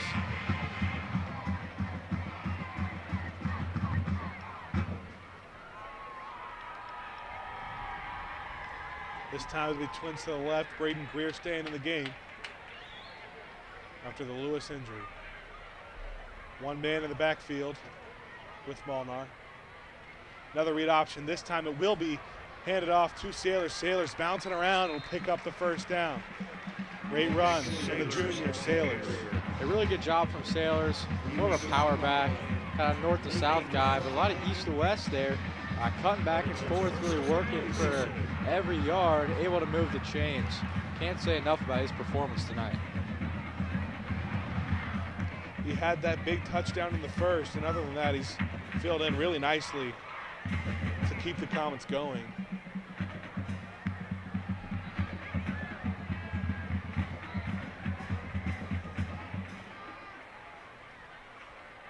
This time it's trips to the right of Molnar, no one on his left.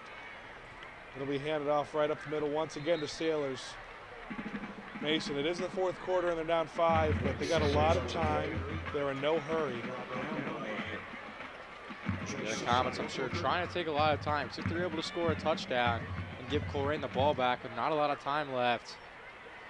That's where the Cardinals struggle, kind of in those 2-minute drill situations. So the Comets content to take off a lot of time here on this drive. When you don't throw a whole lot, we've said it a lot, when you don't throw a whole lot, it's hard to manage time the best and the most effectively. Molnar in shotgun. Sailors lined up behind him. Read option, he fumbled. Molnar's the first one back there. Luckily, very fortunately for the Comets, able to fall on it. That's good awareness by Molnar, able to track down the football. Could have been a scoop and score there for one of the Cardinals. And the two-way player, Jarman, coming in there. He's the one that forced it. Jarman's been all over the field for this Cardinal defense. And now Comets backed up a little bit, 3rd and 16. They're from their own 21. It'll be a long 3rd down. Yeah, we were just talking about the Comets wanting to score a touchdown this drive. Now they just got to focus on not turning the ball over. Wonder if they'll take a shot here on this 3rd and 16. They do have twins to the right. It'll be a fake handoff, play action. Molnar out to his right with the pressure, left up and not able to be brought down the sideline to Garnett. And that'll bring up a 4th down, most likely Mason forced to punt. A good throw by Molnar to Garnett. Very tough window with 2 defenders on him. Tried to force it in there.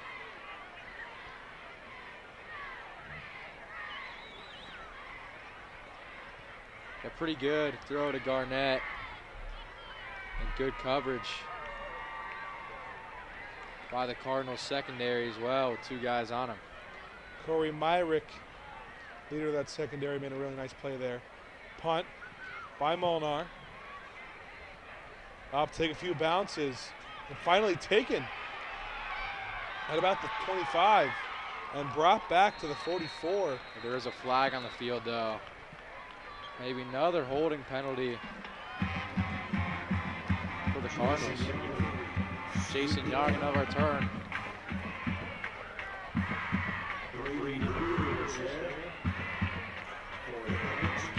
And it will be a hold on the return team. That's Colerain. That'll be big, pushing them back, not giving them great field position. We've seen a few passes from Colerain this game, but I'd be very surprised if we saw them pass on this drive. Especially a run-heavy team in this situation. But if it's not working, it's not working.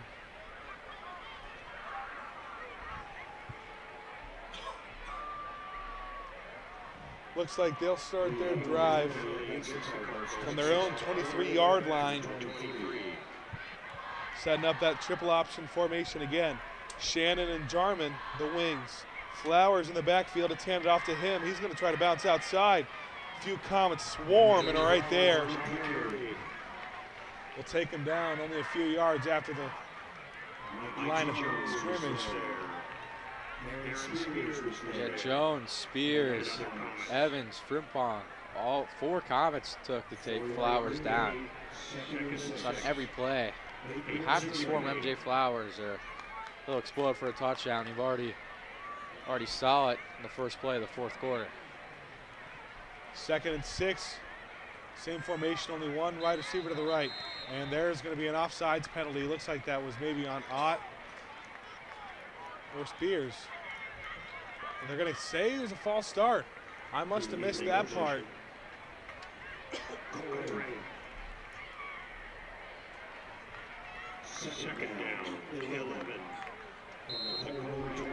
So another penalty for Colerain. That feels like one of the biggest things that's kept Mason in this game this far.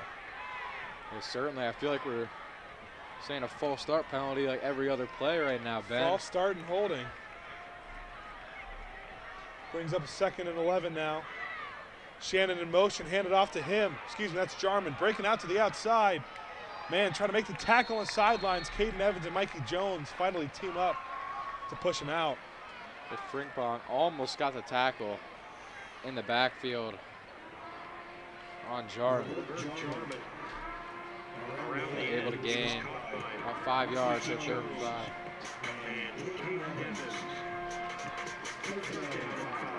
Caden Evans, he had a quiet week 1 that exploded last week, and we've seen a lot of the same from him today. One of the biggest plays of the game right now. Comets defense trying to get off the field. He'll be handed off. This time a flip to Shannon. Shannon off tackle. He's not going to get to the line again. Caden Evans was there once again. And Jim Frimpong cleans it up. What a play by Caden Evans, reading the pitch perfectly. Such a tough offense to read. All the options they have out of the backfield. So it'll be a 4th and 2 now. Colerain playing it smart. They're just going to punt it away. A new punter into the game. This time it's Anthony Weldon. The righty boots it. Got a pretty good bounce. Molnar is going to stay away from it. let some Cardinals handle it, and Mason will take over at about the 28-yard line. Pretty good punt there from Weldon. Weldon's a guy, came in as a starting punter, and he struggled a little bit. Only 18.7 average yards per punt. Total of 56 yards on 3 punts this year. His longest, only 31. Probably breaks a record for him there. Solid punt. Well, you never really see anything like it from Molnar, your punters, also your punt returner. Yeah, we mentioned that earlier. But when you get Molnar, though, it's an exception. You kind of expect anything. Trips to his left as he's taking the quarterback position. Good sign to see Kobe Lewis back into the game. He's in motion. But as we hand it up to Sailors, he finds a hole. He's got the first down. Almost to the 50-yard line. Nick Sailors starting the drive off strong. And Dillingham able to bring him down. But how about Nick Sailors again, finding the hole.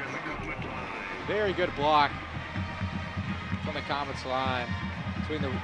Able to get the gap between Michael Wood and Cooper Schreider there, right guard and right tackle. It's a black hole trying to fire this team up.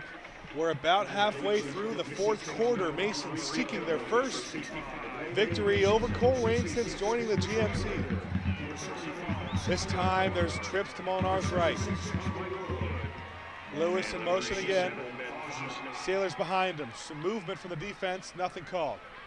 Sailors takes it again, this time not the same result, only 3 or 4 yards. Yeah, Bert Jarmans, he's been a little early on a couple blitzes. Almost another offsides penalty on him there. The refs say he didn't cross the line. It's going to bring up a 2nd and 7 with the Comets.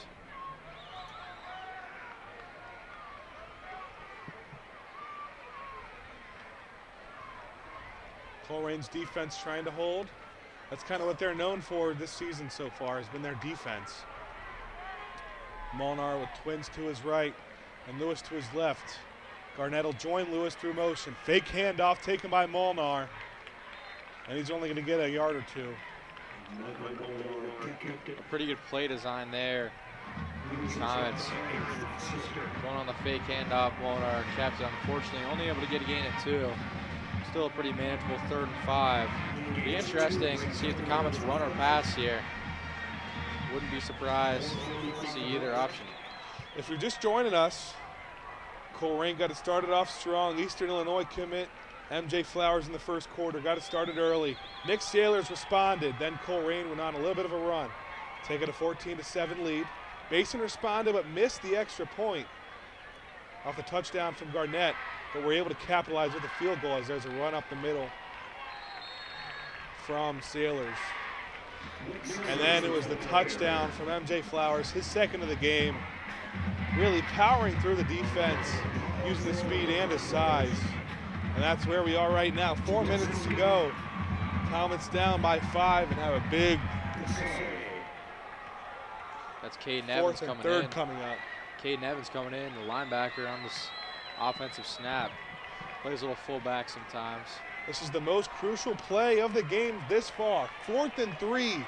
Comets need to get a first down here to keep the drive alive. Molnar under center.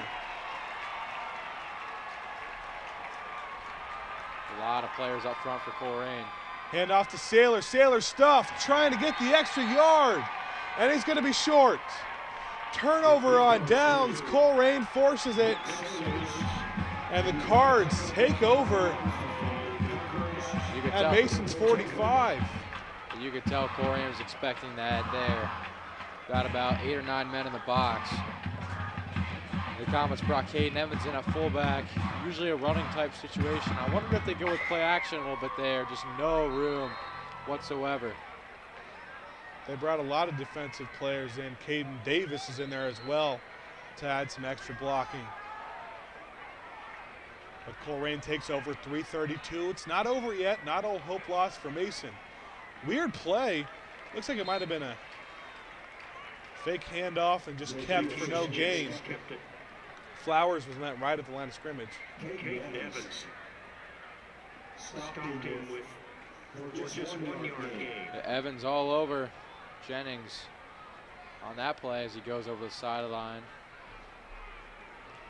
Talks to his coaches. Good job. Like good way to eliminate the option. So if you hit Flowers, take all of them out. Yeah, take all of them out immediately.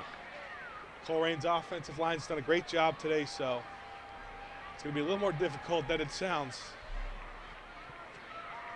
Easier said than done, certainly. Especially against a team that's had a proven running offense. Timeout will be taken by the Comets. Excuse me, the Cardinals.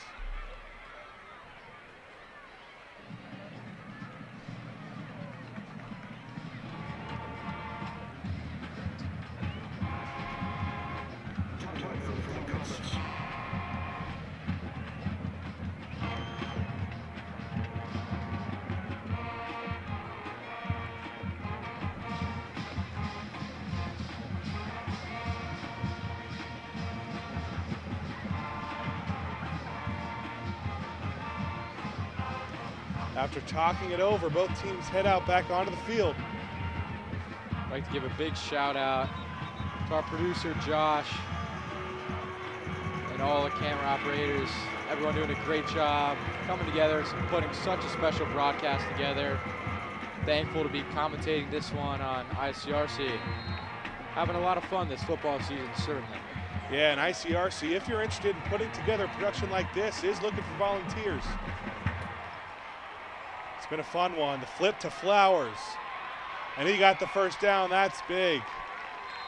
Also taking it into Mason territory. Comets do have 3 timeouts left. Got to start thinking about using them soon. We're under 3 minutes to go. 2:30 left to play, and Flowers, if you can't get to Flowers behind the line of scrimmage, then he's dangerous to break out. So explosive. Expect big things from him at Eastern Illinois. With J.C. Deaton eventually able to bring him down.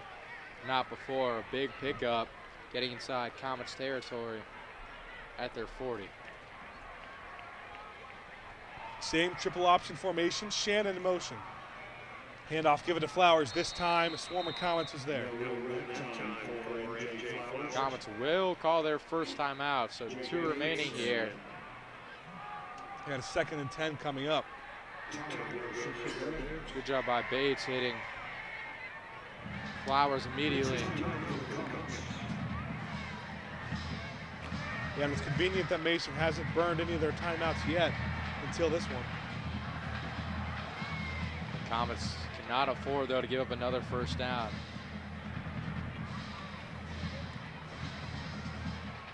That would almost put Colerain, giving them the ability to knee. You see the Comets black hole support still there, trying to cheer them on. Provide all the energy they can. So refs discussing things over as this Cardinals offense, led by the sophomore quarterback, Zay Jennings, and the Eastern Illinois commit, MJ Flowers, come back on the field here. 2nd and 10, triple option formation, pitch. Out to Shannon, Flowers. Flowers finds 4. Good swarm there by the Comets defense. Got a lot of players on Flowers there. He gains 4, so it'll be 3rd and 6 from the 36.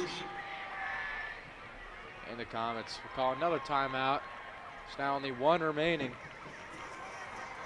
Biggest defensive play of the game coming up. Have to get the stop on 3rd down. Yeah, but unfortunately it is 4-down territory. I'm not sure if Colerain would punt. Yeah, definitely be interesting to see. It depends on how many yards they get here. So maybe I stand corrected. This probably isn't the biggest play. If they don't get the first down. The biggest combination of plays if they can get 2 stops coming up. Would have got the 2nd biggest defensive play.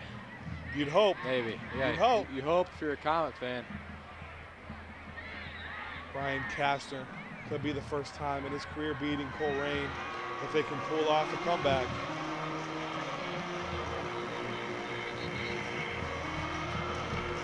One of the biggest games for Mason every single year is against this Colerain team.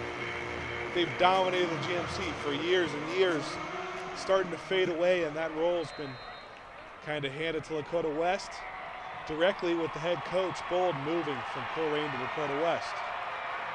Snap taken. Handoff on the outside, trying to bounce it out is Flowers. Flowers to the sideline, going to be close.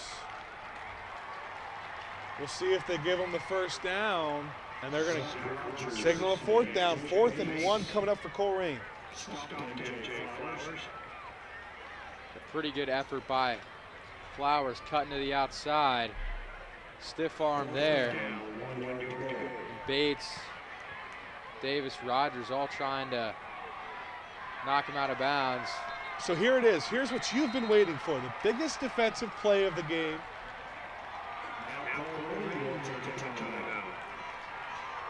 And it looks like Mason's going to take the timeout. It's actually, I think it's a timeout by Colerain, but I'm not sure why. Very surprising. Called a timeout instead of forcing the Comets to take their last timeouts. The Comets still have one remaining.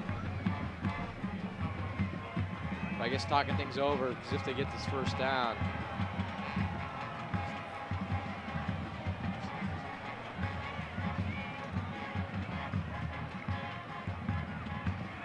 A first down could mean the game for Mason.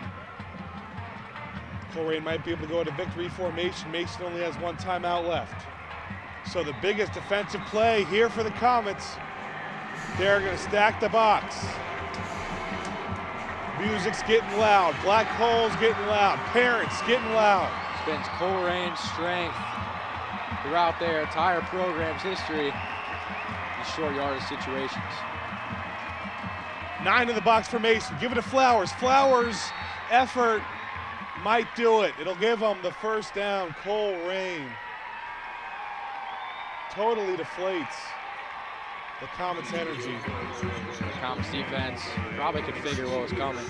MJ Flowers kind of out of that fullback spot up the middle. But just, it's one thing to know what's coming, it's another thing to be able to stop it. MJ Flowers, the scoring offensive line, is built for situations like this, running out the game. It's really their bread and butter. Colerain just got a good enough push there. Flowers knew exactly where the first down marker is, able to dive ahead. It's so rare to have a fullback like that that can bounce it out.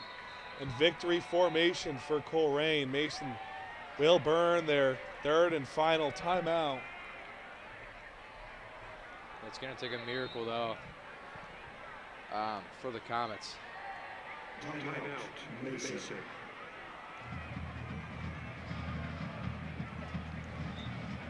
All Colerain has to do is hang on to the ball and get their knee to the ground. And they prevent Mason from their first victory. They stay undefeated against Mason ever since joining the league. That's crazy that it's going to likely be only Colerain's first win of the year, the first GMC action. They've had a tough schedule. St. X and LaSalle, 2 very good GCL South teams. The Comets win against Gahanna Lincoln in their first game. They had a very tough loss to Centerville last week. They were up 14-5 with about 3 minutes remaining. Heartbreaking 15-14 loss. 1:21 to go, 2nd and 11. Colerain just needs to kneel with Mason not having any timeouts. There's your 2nd down, kneel.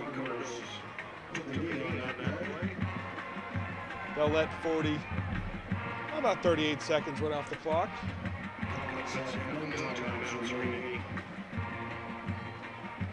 Comets, of course, no time outs here.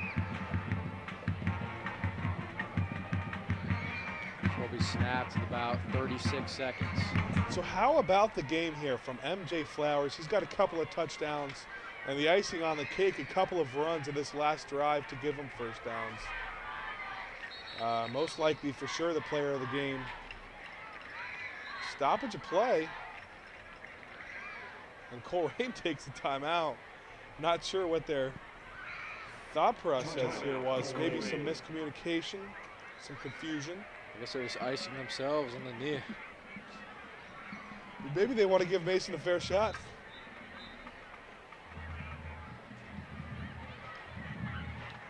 42 seconds though. They kind of wasted about like 6 seconds on the timeout.